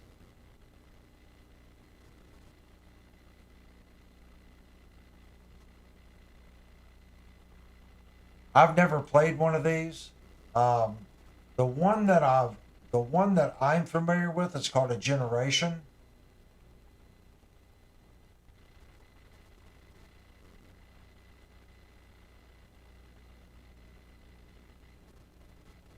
This is the one that it is, in my opinion, the guitar.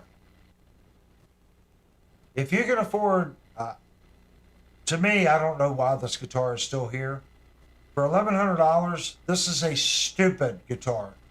This has the exact same active pickup that my Nitro has, and this is the exact same pickup that I ordered from PV to put in my Nitro in the Vandenberg position. This is a Kahler, Spider, tremolo.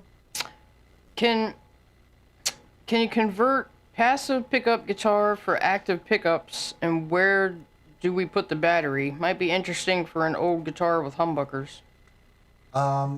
Usually there's enough room in the electronics cavity that you can shoehorn your battery in it.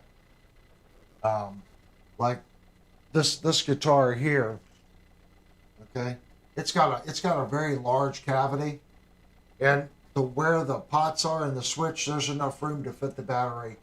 There's plenty of room in there. So what you'll have to do is you have to get a battery clip that screws in or glue it in that'll hold the 9 volt. If not, all you have to do is route a pocket right here for one of the battery trays and then thread it in. But there really should be enough room to fit a 9 volt in your electronics cabinet. You may have to just get some bubble wrap or something, plug it in, wrap it with bubble wrap, and shove it in there so it doesn't flop around if you can't get a bracket to hold it. The PVs, like this generation we were just looking at, the battery's in there, and they've just routed a pocket for that battery to sit down in. So, but if you're looking for a PV Telecaster, they made these without the tremolo as well. But this is called a generation. This is the one you want. These are stupid nice guitars. They made this in active and passive. Here's another active with the Kahler Spider. Stupid nice guitar.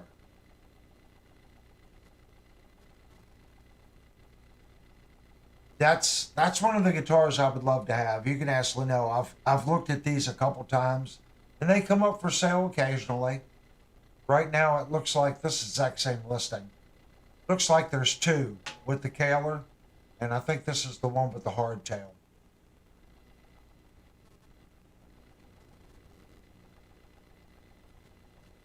These are really nice guitars. They had two different variations of the hardtail. They have a different hardtail as well. You do not want the EXP generation. That one's not made in America. That's when they started farming out their guitars to foreign, and the quality went really downhill. Yeah, this one's pretty beat up. But if you can find one of these, see right here? Right there's where your battery, that's why I was saying they route a groove. They can't see anything except you. Okay. All right, this one right here, we were just talking about the battery. See right here? They've routed an extra groove right here for the battery. Your battery goes in there. This one's the hardtail version. I'll have to go back to the... So right there is where the battery is. So that's a hardtail. This one's pretty beat up. Beretta Vandy has the generation with the Kahler in wine red, and it rips. Yeah. So this is the one that I'm looking at. This thing is stupid. It's an 89 model. This is the one you want. It's an S2. I've never seen an S1 with the 2700 killer. I've only seen S2s that have the Spider. Blue Matrix says, I'd rather buy a Fender Tele of 2K. Will be a way better investment than a PV Tele. Yeah, but this is a superior instrument. I hate to say that. This is a superior guitar. It really is. This guitar flew so far under the radar, it's not even funny. This is a awesome, well-made instrument. I can't explain to y'all. Well, what's his name worked there? He can tell you guys these were just phenomenally crafted guitars. And people talk about, oh, they're just now putting tremolos on Teles. Peavey was doing this in '87. I mean, thinking about forward thinking. You know, Schecter just started doing that a couple years ago. Peavey was doing this in the '80s. They were so far ahead of their time. I can't say it enough. I have a Fender Telecaster. I love my Fender Telecaster. I have an FMT. Great playing guitar. That generation is just a little better. I missed this. Blue Matrix asked a little bit ago. He said the Schecter is beautiful. Which model is it, and how's the neck? Oh, the Schecter's stupid nice, man. It's a stupid nice guitar. This is the nicest guitar I own. The nicest, the best feeling, best fretwork, best return to zero. Of course, it's brand new. The neck on the back of the guitar, it's neck through. The neck is super nice. It's a shred, super thin. Purple heart and maple. It's, you know, this is a high quality guitar. And what model is it? This is a Schecter Mach 6 with the 1500 solid stainless steel Floyd Rose bridge with the Sustainiac. And now this side's a reverse burst. Gets dark in the center. And this side is a regular burst.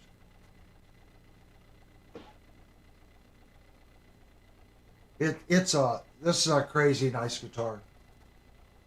Grover tuning keys on it, stainless steel locking nut. This is the nicest guitar I own. It's great fretwork, ebony fingerboard. It's just an awesome guitar.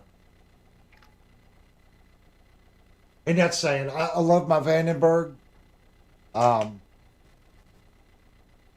my Vandenberg just not quite to this level, if that makes sense.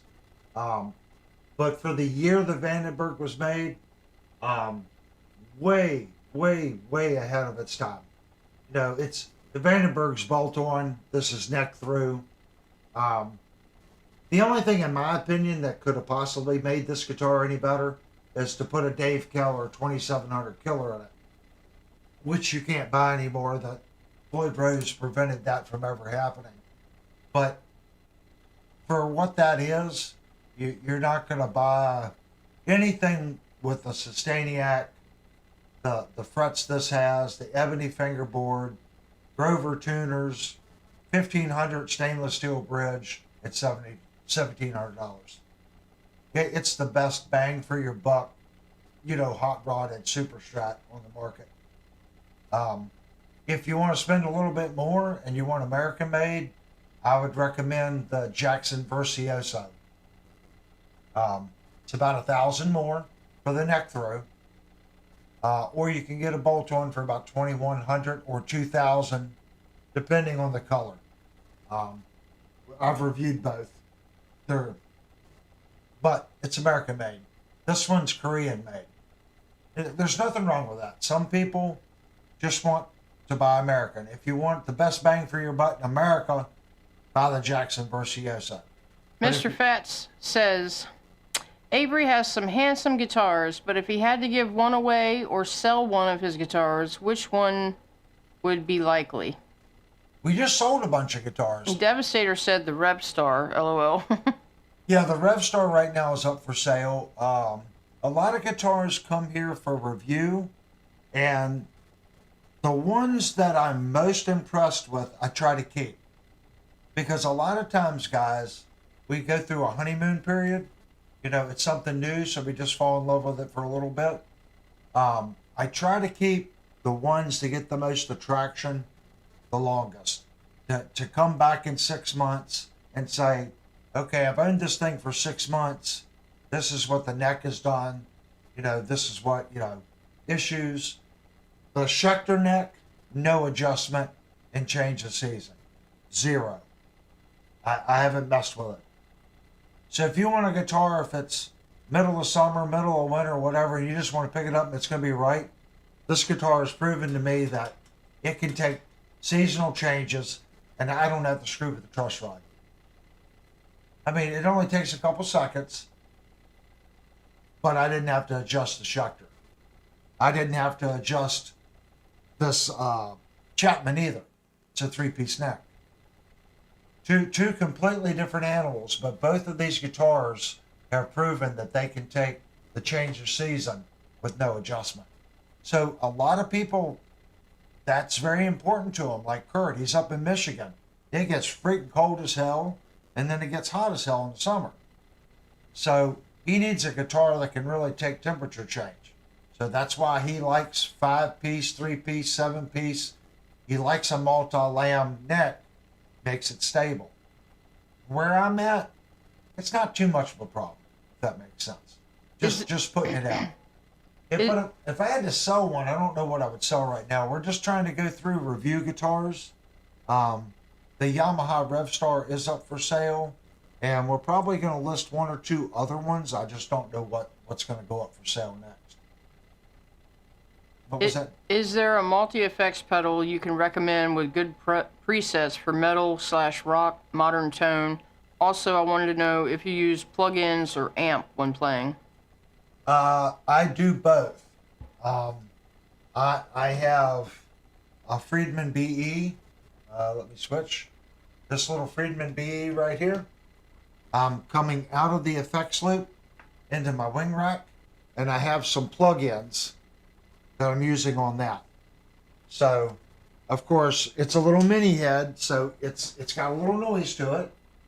So this one is using plugins.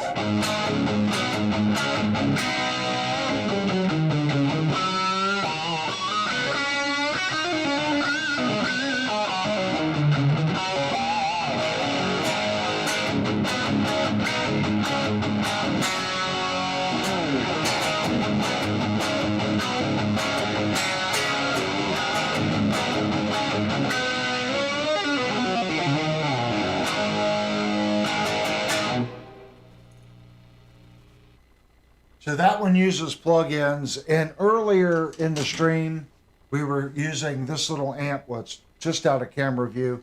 It's a little THR desktop amp. We come out of the headphone jack directly into our interface to you guys. That has no plugins, that's all modeled, and everything's directly in the THR.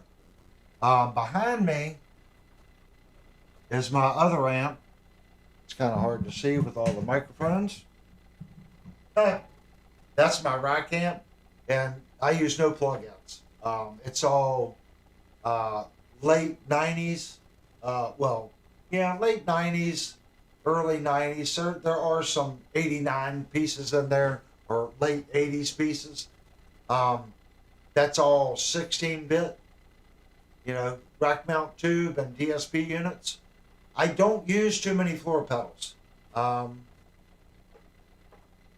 I've got this little guy right here. I don't mind this little guy. It's a little NuX Edge. But on floor stomps, I'm not a big floor stomp guy. I can't see it. When you spend $100 just for a delay pedal, and it's so-so, and then you spend $100 on a compressor, before you know it, you have more money in this than what you can get one of these for. This is a Line 6 stomp. Just save your money. I wouldn't go this route anymore.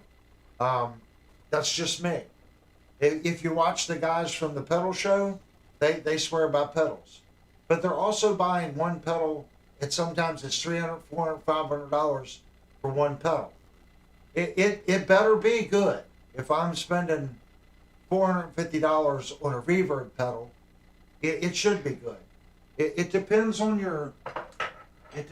what works for you, if that makes sense. I have never, well, I won't say never. I did buy pedals for a little while, and I guess it was 1988, 89, maybe 88. I bought a GSP-5 rack mount digital processor. Never bought another pedal after that until I started YouTube, and some people wanted to see some pedal reviews. I paid $3.99 for that GSP-5, and that was the cost of 4 stomp pedals. And I was able to run 5 effects, and I could have presets. And I had a little pedal on the floor. I go preset 1, preset 2, and I had everything pre-programmed for the whole set list in my little cheesy band. And the guy I was playing with had pedals. He'd reach down, turn knobs, get it all screwed up. I just push a button. I just never went that way. But if you feel differently and you like pedals, that's what the chat's about. I can't give you too many pointers. I would say Strymon makes good stuff. Anything from TC Electronics, I think Warm Audio makes good stuff. Tried and True Boss. It's not probably the most highest fidelity type stuff, but a lot of people like Boss. I'm just not the one to ask, if that makes sense. I've always ran rack mount processors and stuff like that. I think in today's world, if you're at home like this doing YouTube and you're just home playing, I've said it a couple times. You really don't even need an amp. I bought this little Friedman BE, okay, at Christmas for 99 bucks. So I come right out of the Send into this, and I've got some plugins. I run it through my little monitors here. I don't know if you guys could see those. On either side, I've got two Wolfdale monitors. That's my guitar amp. 6 Strings of DNA says, you have good tone and play well. When I plug my Marshall amp up into my interface, it sounds a little weak at times. How can I get better clarity? Should I get a DI box? From what I understand, the best DI box is the aux box, even though it's a load. I hear most people say on the aux box you've got a knob, 1, 2, 3, 4, 5, and it's 1 blanket, 2 blanket, 3 blanket, 4 blanket. That's Philip McKnight says it's like putting a blanket over your amplifier. That's the issue. But they claim the direct box, the signal, the ID box coming out, they claim is super nice. But the attenuator kind of puts a blanket over the amplifier. I know Axifex makes one, an attenuator. I would look at the aux box or the Waza by Boss. They claim that one's really good. Look at something like that. That's where I would go. I was looking at the Waza, okay, for this rack mount amp radio, and what I found was I come right out of the main, okay, because I have a power amp, okay, so I just eliminate the power amp, and then I go to this guy. It's called it. Well, I can't. I'm using it on the Friedman for an IR cabinet. It's a NuX Pulse. It's a little pulse pedal. So you might be able to come right out of the effects loop. Use your Marshall preamp, and if you've got effects, when you go out of the Send, go through your effects, instead of going back to the amp, go right into the NuX Pulse. Load your IR that you want for your cabinet, then go to your interface. Is there a Schecter Banshee Mach 6 with a bolt-on neck? There may be. I know they make this model neck through with a hardtail. I do know they have 2 versions of this one with a hardtail. But they may make a bolt-on too. I'm not sure. I was even unaware of this guitar. Long story short, I ordered an Ibanez PWM20, wasn't happy with it, called Sweetwater. They said, well, we'll send you another one. And I'm like, I don't like the other 2 on the website. They look yellow. And he said, well, comparable guitars. And he talked me into this.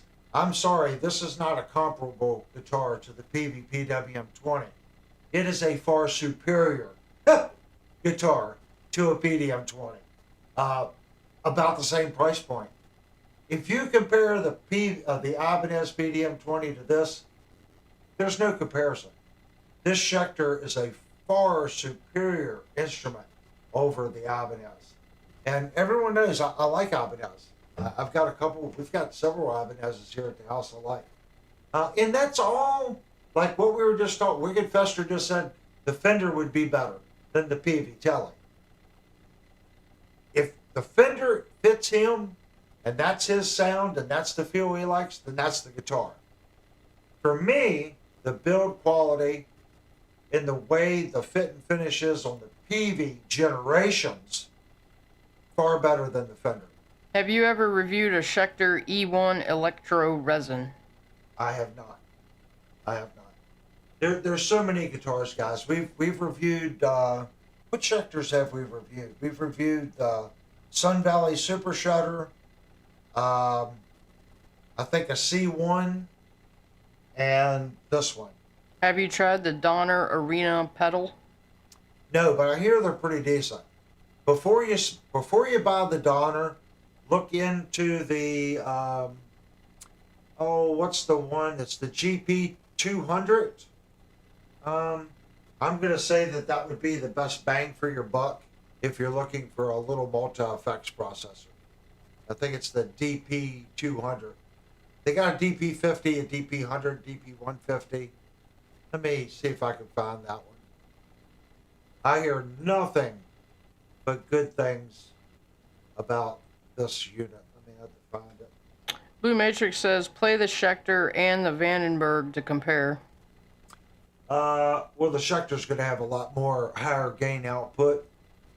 I can already tell you that.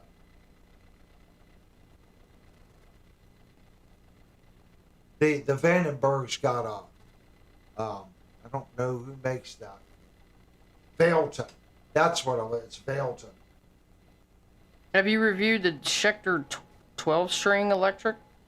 No, we've only done, I think, 2 of the Schecters as far as 2 or 3. The C1, Sun Valley Super Shredder, and then the Mach 6. So here's the GP200. It's 350. If you want to go all out, this is a great unit. I hear nothing but good things about it. They have a smaller unit, a GP100. GP100. They actually make a 50 as well. It's not coming up.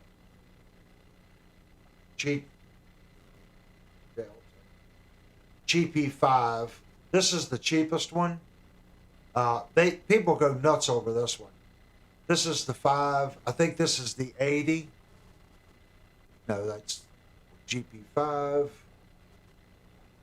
I know if you're running really inexpensive, you can't beat this GP5.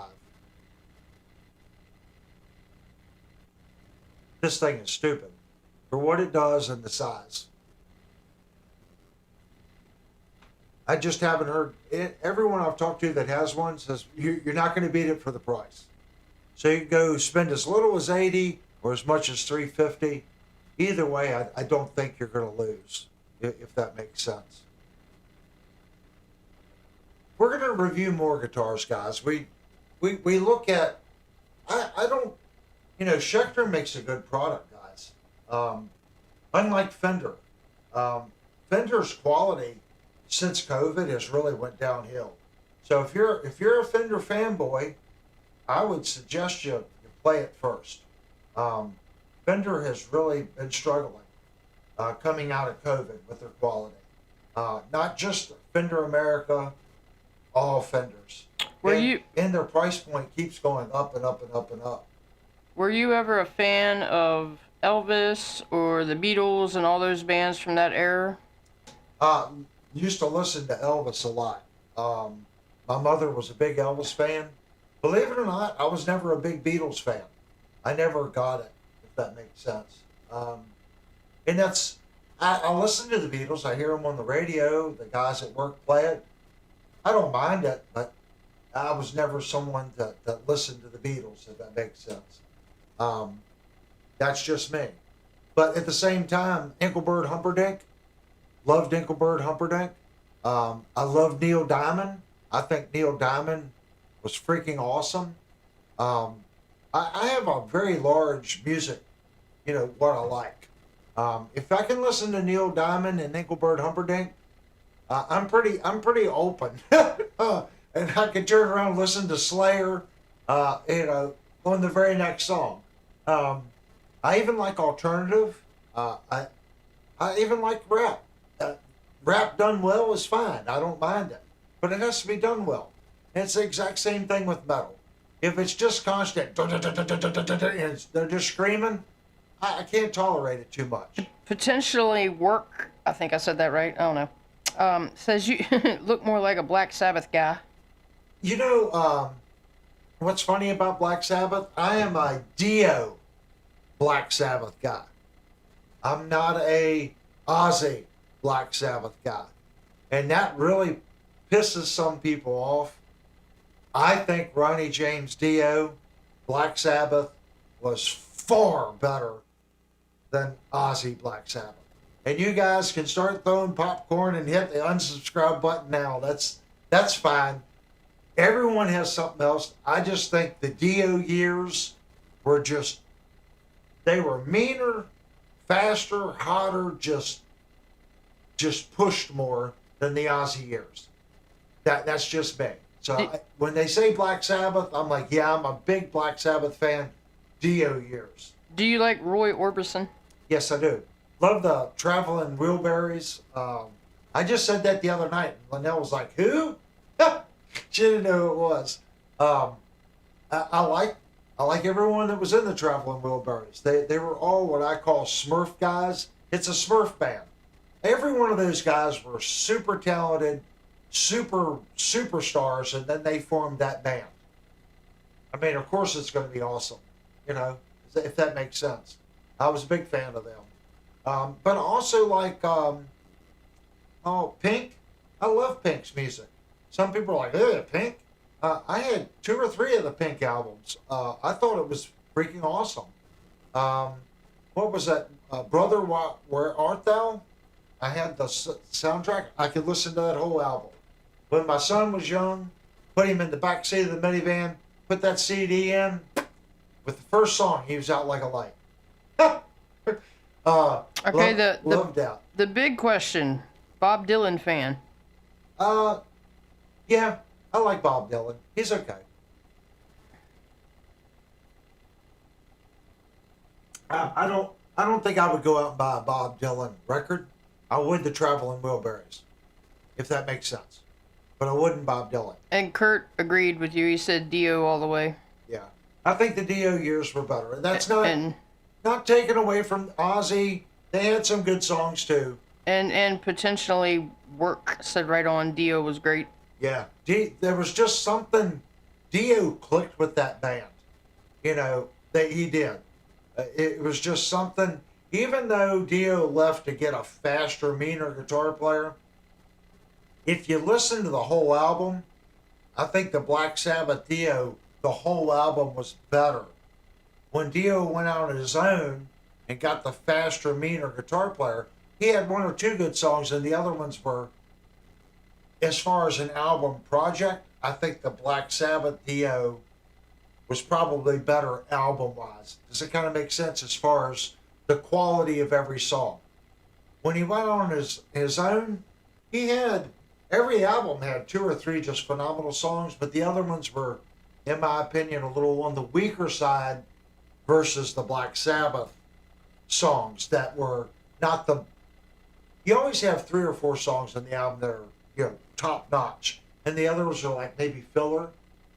The Black Sabbath filler songs were better than the Dio by itself filler songs, if that makes any sense. Vox's first guitar hero was Luther Perkins. Luther Perkins. That one I don't know. And second guitar influence was Maybelle Carter. That one rings a bell. But the first one, I may have the second one wrong too. Yeah, guys, there's so many artists, I love some of the guys I work with because they'll play music. I'm like, who in the heck is that? And they'll say it, and I'll look it up. I'm like, hey, that's a pretty cool artist. Beretta Vandy said he was stuck in an elevator with Cheap Trick. Said felt like he was in Gulliver's Travels at 6'4", a tower over them. Yeah, I've always heard those guys. Those were pretty cool cats. I don't think I've ever met any of those cats at a concert or anywhere. I know I don't think I ever saw them live, but I've always heard that those guys were like super down to earth, super cool cats.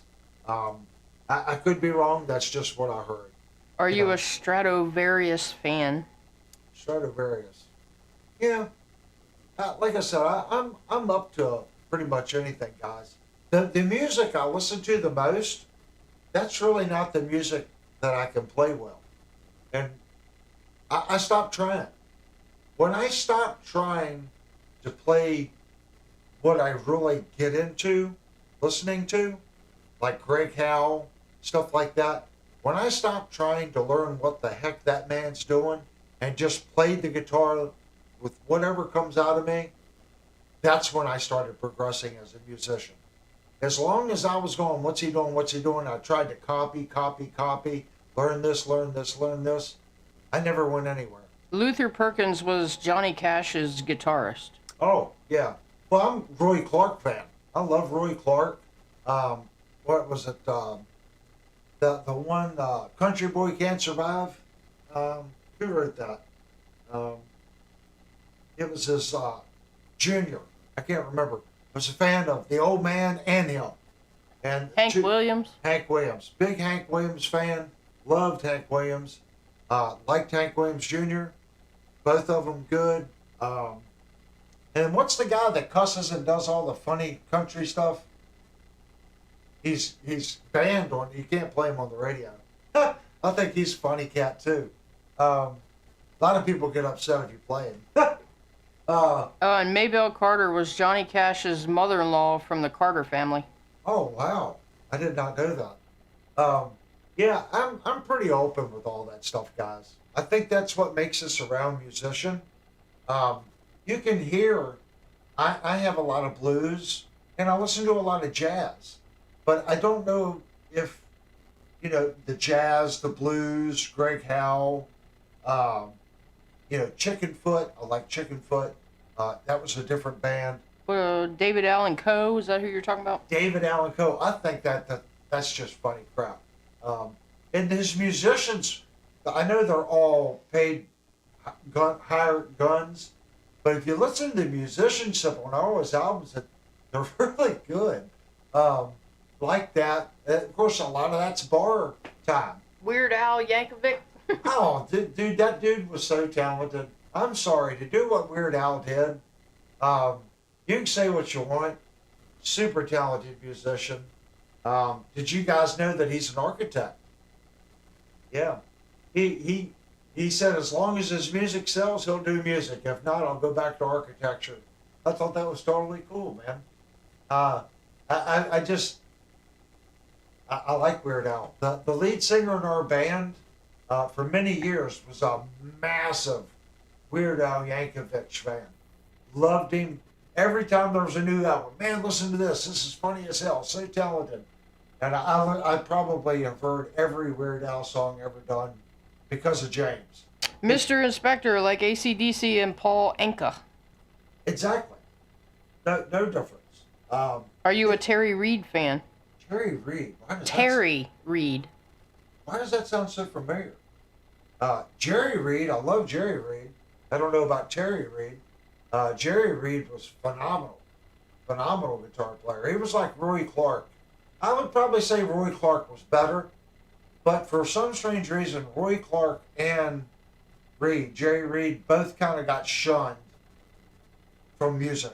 What about... I don't know why. Maybe it was because they were just so stupid talented, the other musicians got pissed off. I don't know what that was about. What about Gigi Al... I'm assuming that's Allen. Don't know him. Don't know them. It said, Mr. Fat said many don't know who he is. Yeah. Don't was. Yeah. Yeah, it's, guys, there's so much good music out there. There is. I had to pick, like, my style. I don't know what you call my style. Back when I played in bars, everyone said that, I knew every Van Halen song. I don't. I know very little Van Halen. Believe me, I know very little Van Halen. That doesn't mean that his style didn't influence me. I'm sure it did. I'm sure the guy from Dokken, George Lynch, I'm sure he influenced me. In some way, I can guarantee you Greg Howe has influenced me. Whether it's just the diminished way that he plays, I do hear that in my music. I play a lot of diminished and fifths in my scales and runs. I don't play in the box. I'm not a box player. Probably never will be. I have a unique way of coming in and out of keys. And that's just from years of hitting bad notes and going, that doesn't work. I need to go here. It's not music theory by any means. It's me playing and playing and playing and just figuring out how far can I go out of key before it sounds out of key. And believe me, I know I'm hitting notes that aren't necessarily in key.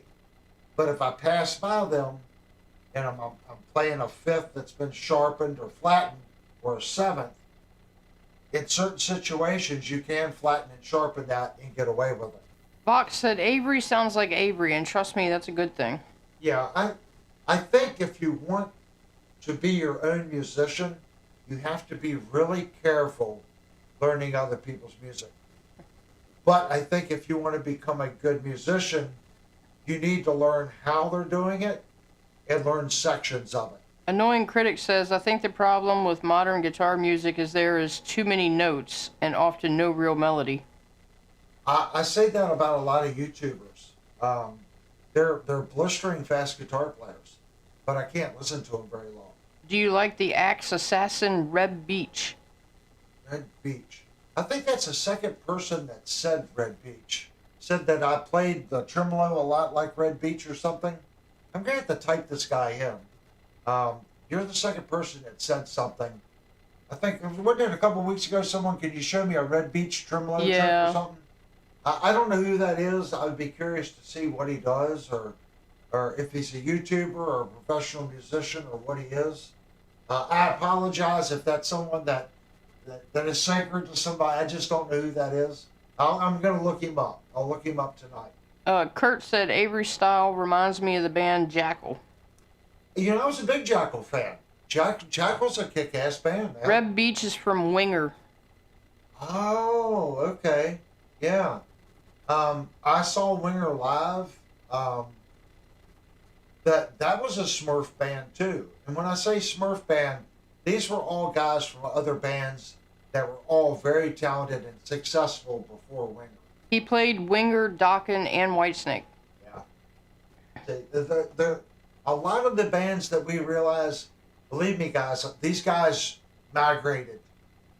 If you follow their path, they played in a lot of different bands. You know, we might think of 50 different bands.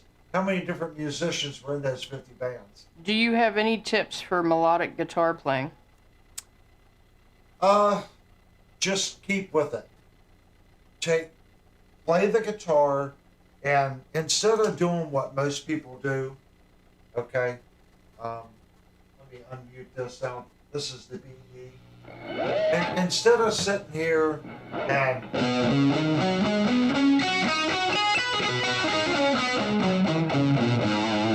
instead of playing the box,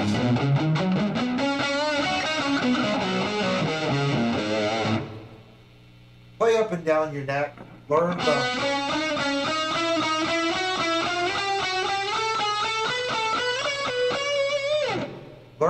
to play the note patterns up the neck. Remember that your B string is a half step down. So when you're playing here, when you switch to your B, either go down a half step or up a half step. If you don't, you're going to be out of tune.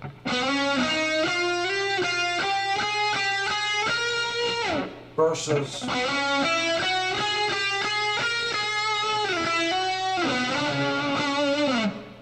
the B string is a kooky string on the guitar. That's why if you look at Alex Godfrey, he has what's called a penta guitar. The penta-tuned guitar is natural. The guitar is actually wrong. That's why we struggle playing with pianos. The way the guitar is strummed and set up is actually not correct. So the pentatuning, when his penta guitar is actually true, it sounds funny to us because we've gotten so used to the B situation. So just learn how to...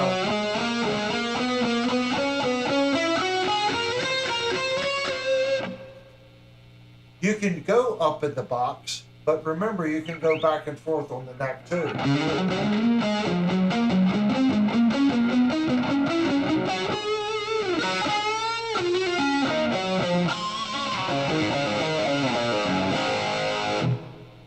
can play everything I just played in the box. You can. You can put all those notes in the box. The note, it's more than the notes. So I try to find places where if I'm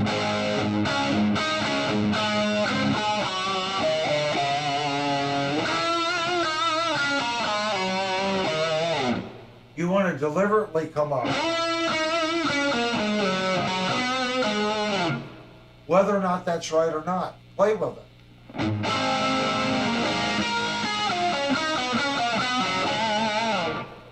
Just keep playing with it. Your ears will tell you if it's wrong. And if you can't tell it when you're playing it, record yourself. I'm sure other people will tell you when you write something, record it. Wait 2 or 3 days, go back and listen to it. But if you can, record yourself video-wise. That way, if you forget what you're doing, you can look at your fingers, you can see what you're doing, and just keep playing with it. And learn both. Learn your notes down the neck and learn the notes up using what's called the box method and kind of blend the two together. And don't, there are no rules.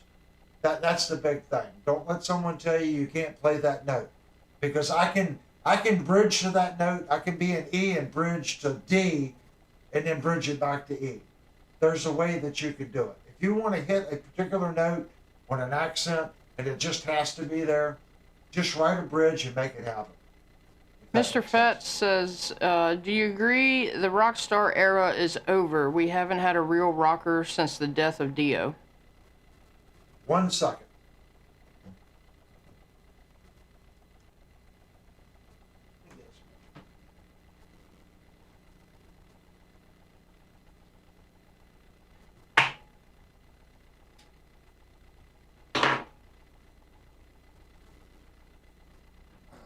This is my thought on that, guys. I don't think we're going to have the superstars that we had because of the way the music industry is now. Everything's free. You can get on YouTube and you can get free songs. You can listen to it free, or you can get a streaming service. So record labels aren't making people big. The day of, big concerts like I went to, pretty much over. And the guys that are still doing it, like Adrian Vandenberg and Vandenberg, he's not playing big places. They're playing places with same size places I played when I played out live. Does that make me as good as Adrian Vandenberg? No. It just means it's changed that much. Now he's playing places with 600 to 1,500 people. That's Adrian Vandenberg. But that's the size bars that he's forced to play. That's scary. That's a talent. And listen to the new Vandenberg singer. The dude's, you're talking about Ronnie James Dio. If you like that tone, go check out the new Vandenberg album. Type in right now, Vandenberg Sin, and listen to the cat singing on that album. If you can't tell me he wasn't influenced by Dio, there's Dio written all in him as far as the way he stretches his voice and moves. Now mix that with a Whitesnake Vandenberg era style guitar, it's freaking cool. But I don't think we're going to see those kind of musicians anymore, because the album sales and stuff like that don't exist. And you're not getting the promotion and the push from the label. They're not putting $100,000 in an artist to sell $1 million worth of records, because no one's buying records. Does that kind of make sense? So I'm not saying these guys wasn't talented. I'm saying they were talented. But when you take that talent and then you put them Capitol Records behind them, and ASCAP or BMI and all these affiliates, and they push it, and then you put them in the Palace up in Michigan, monstrous place, all the advertising, Ronnie James Dio is coming to the Palace. That's a lot of advertising in that area. Ronnie James Dio is coming to the What was the big place here? The Capitol Center, or Nissan Pavilion. Yeah. It would have been all over the news, all over everything. Someone's playing at the Nissan Pavilion. Well, I don't hear anything about the Nissan Pavilion anymore. There's people that play there, but you don't hear about it. There's no money for promotion. And the things that's playing there, it's not packed full. There used to be 30, 40, 50,000 people go listen to a band. That the biggest thing now we have is the Super Bowl. Do you have a favorite guitar solo? I would probably say my favorite guitar player. I like Greg Howell. I like his earlier work. He's gotten a little sloppier in his older age, but if you listen to retrospective and the stuff that he did in the early '80s all the way through the '90s, crazy talent. I like Steve Vai. Of course, I like Satriani. I like Yngwie Malmsteen. There was several other ones. The guy I just spoke about, the Penta system, Alex Godfrey. You're probably going to type in and go, this guy sucks. Keep in mind, he's not playing a conventional guitar. He's playing a Penta guitar. And that makes his guitar playing sound very, very strange. Sometimes it sounds out of tune, even though he's in perfect tune. It's just a different kind of instrument that he's playing. What are your thoughts on symphonic metal? I don't know what that definition is. As long as it's written well and it sounds cool, I'm into it.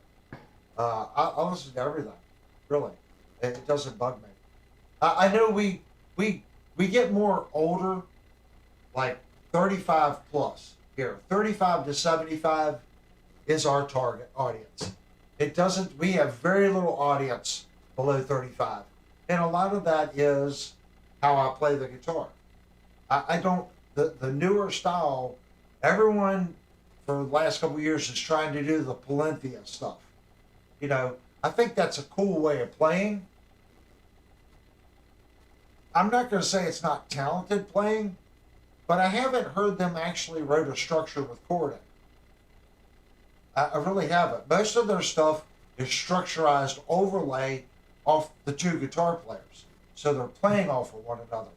That's difficult to do, but I haven't heard Henson play just regular, if that makes sense, like a complicated chord structure.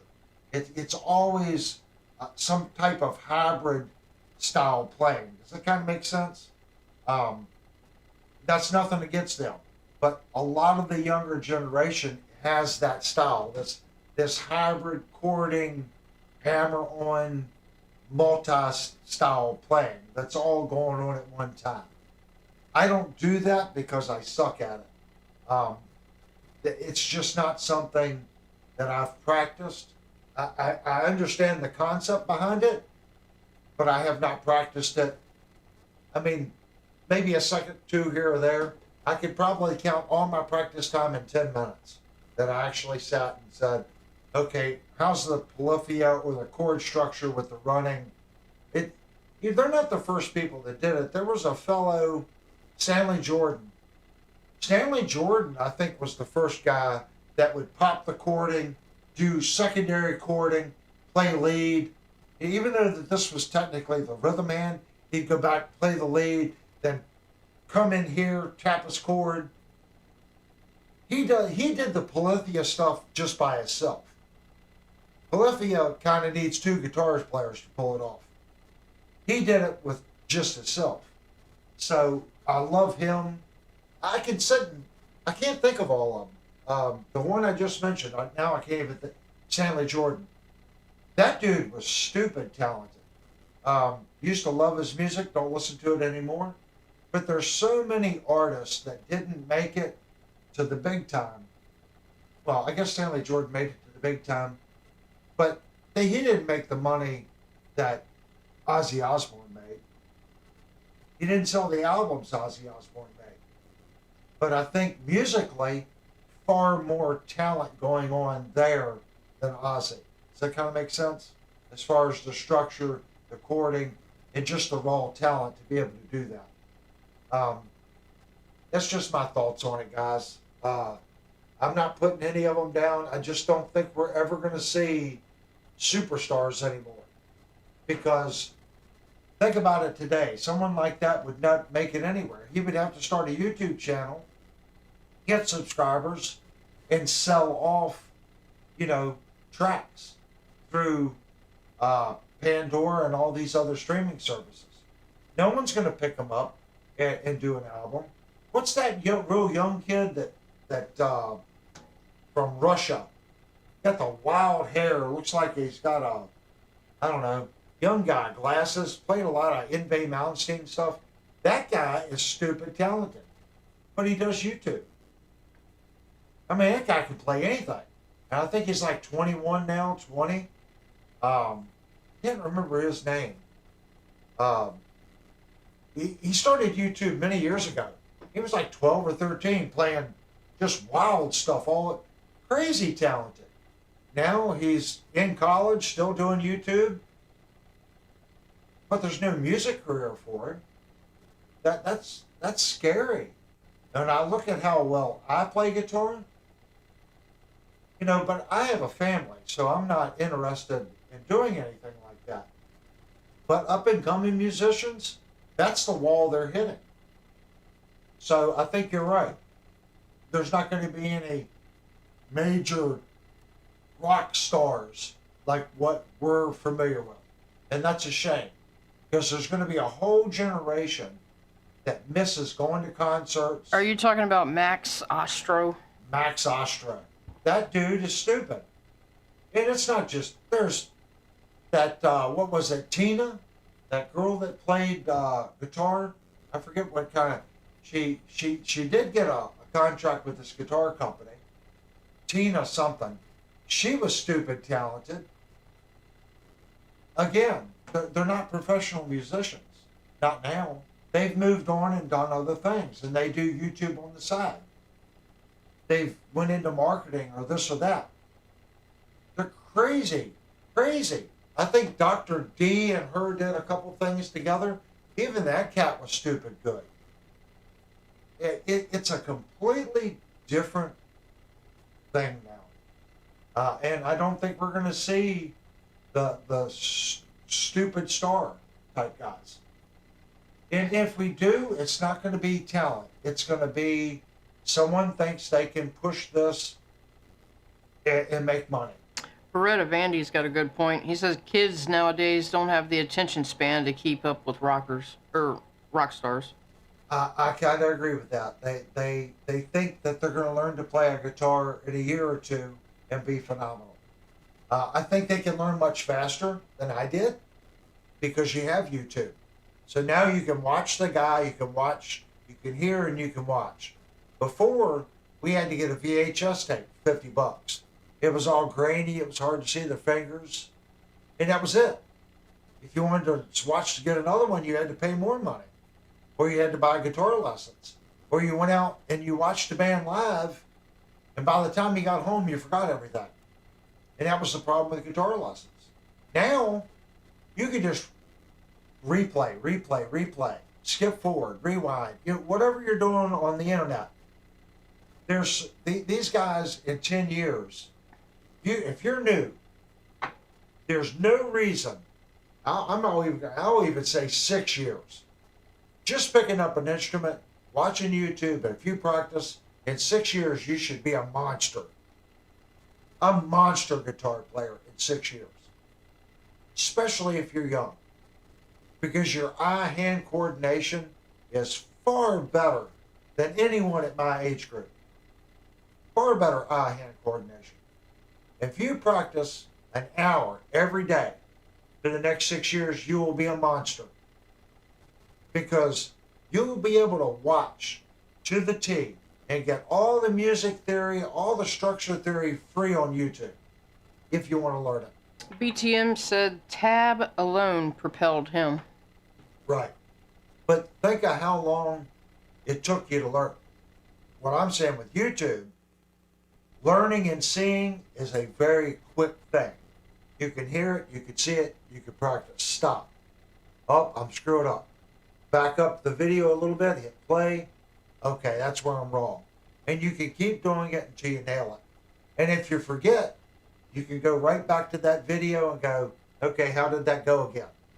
You didn't have to go back to the instructor or open up the book and go, what section of tab is it? It's just different. I wish I had it back then. I really do. But there is something to be said with the struggle of learning. I play the way I play because of that struggle, if that makes sense. So maybe I'm wrong. Maybe in 6 years, you'll end up with another YouTuber that just shreds and there's no melodic quality and it just sounds like every other guitarist on YouTube. Maybe that's what you would get. Maybe it just takes years of learning and coming up the ranks to get that feel and that sound. I always say it, and I heard there was another YouTube channel that was mocking Tone is in the Fingers, and I think a lot of people take that wrong. I think there's a lot of truth in it. If you guys disagree with me, that's fine. This is just my journey. Me playing aggressive in the way I play, I find that I can get a different sound out of the amp than when Linnell picks it up and plays it. Or if a friend comes over and plays it. How I attack the strings, how I manipulate the strings, how I pick the strings, hits the amp a certain way, which affects the sound of the amplifier. Tone is in your fingers. How you bend, I agree with that. I think a lot of people take it the wrong way, if that makes sense. I had a guy tell me that a long time ago. It just didn't make sense to me. Maybe it just took me to get to a certain level, and then I saw it in my playing, and the little light bulb went off and going, oh, okay, now I get it. That's just my thought. That's why the chats here, I love when you guys come in, you tell, that's what the channel's supposed to be about. It's about us talking as a group and saying, this is what influenced us, this is what influenced me. Those were the people that I listened to. And with all that, playing in bars and giving music up for many years and then returning to it, that's how I got my style. And everyone should have a similar story to that. Something influenced you to get you where you're at, if that makes sense. Okay, guys, my voice is about gone, and I did not plan on doing a 3-hour stream tonight. I do have to get up at, oh my God, early, and I want to thank anyone that gave a super chat to the channel tonight. That's what funds this channel. Does the Banshee have a contour arm swoop? Does the Banshee have a contour arm swoop? It's a contour here, but it's not chamfered right here, if that makes sense. There's no direct chamfer. A huge one. See that little bit? That's all it's got. So it's about the same. There's actually more of a chamfer on the back due to the belly cut than the chamfer right here. But there is a chamfer on the top. It's a very comfy guitar. It's, in my opinion, it's perfect. It's like the RGA Ibanez. For where my arm rests, it's in the perfect position for me to hit harmonics. Before we end the stream, let me plug it into my Noisy Friedman.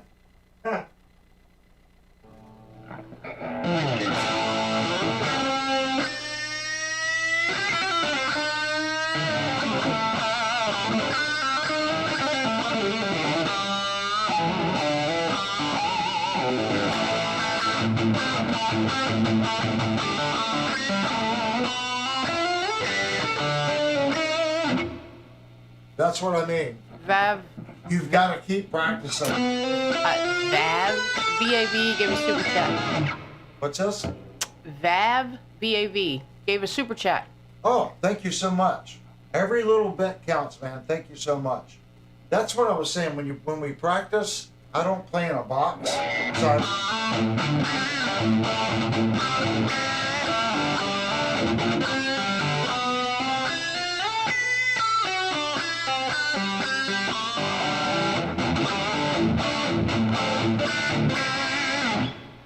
just all those notes are right in here. It's not going to sound the same. That gives you a certain sound, and you get the pull off.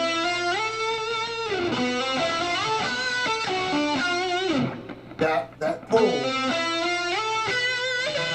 that's what gives it a certain sound. If I do that down here, I have to pick my hand up. I can't slide the note from this string to this string. So by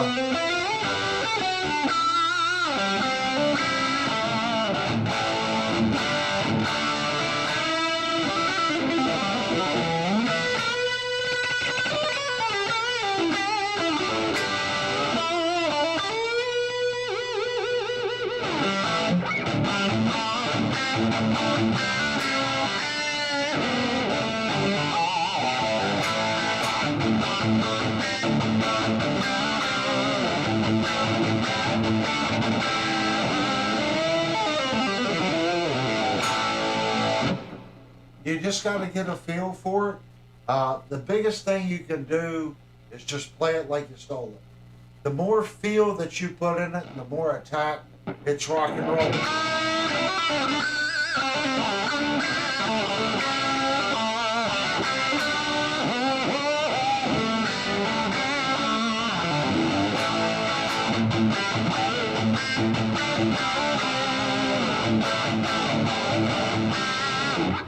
Get used to bending your notes. And when you're on a note, you're playing a chord, bend it evenly.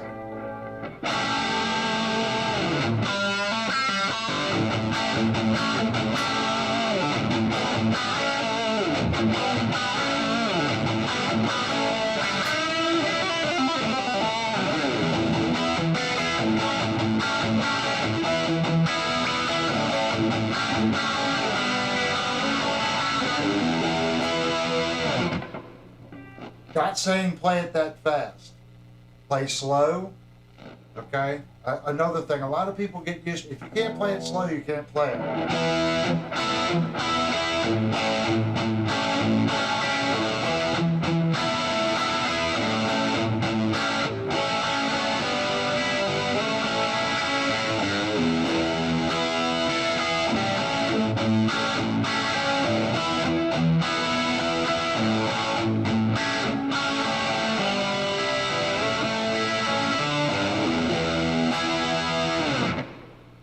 Then speed it up a little bit, then also be able to play it a little faster.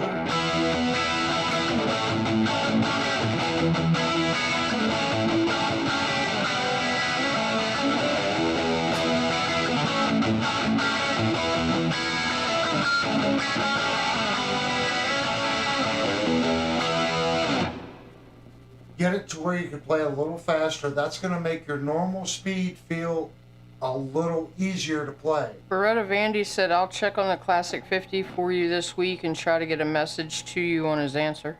Oh, cool. That would be great. I want one of those amps. But if you learn to play it slow, you're going to learn how to articulate the notes and how to do small pull-offs. Okay? So learn both. Learn to play a little quicker and a little slower. But don't stop. You know, just keep working on things and working on things and working on things. You know, there's only 12 notes. It's how we apply those notes to the fingerboard. And any pointers anyone could point me out with, the biggest thing that has helped me, believe it or not, is these picks Nicholas sent me. He was 100% spot on. For me, going to a thicker pick has really, really, really helped my guitar playing tremendously. So if you're using a thin pick, Maybe you should look into playing a thicker pick. I know Nicholas really helped me with that. Talking a lot tonight. That's the biggest thing that's helped me. Mr. Fat said, I learned to play watching Corey Feldman. LOL. Yeah, that was a big joke about 6 or 7 months ago. That was pretty funny. All right, guys. Again, thank you if you left a super chat. If you haven't already, please go down and hit the thumbs up button. Consider subscribing. You didn't have to be a subscriber to chat, but we are trying to grow the channel. Please tell your friends to come in, join, hang in with the group. This is what we do. Our next live stream will be Thursday night. We are reviewing an Ibanez Iceman on Thursday night. So if you've been curious about the build quality of the Ibanez Iceman, come here Thursday night. We're going to tear the guitar apart, give you all the specs, plug it in, play it. And then, after all that, we're going to tell you what the owner wants to do to hot rod this thing. So make sure you guys are here Thursday night for that. We're going to end tonight's stream. We're going to do the Thursday night end window. I know it's Monday, but the guy that runs this side of the YouTube channel hasn't done a Monday night ending window yet. So we'll do the Thursday night one. Again, thanks, guys, and I hope to see you guys Thursday night.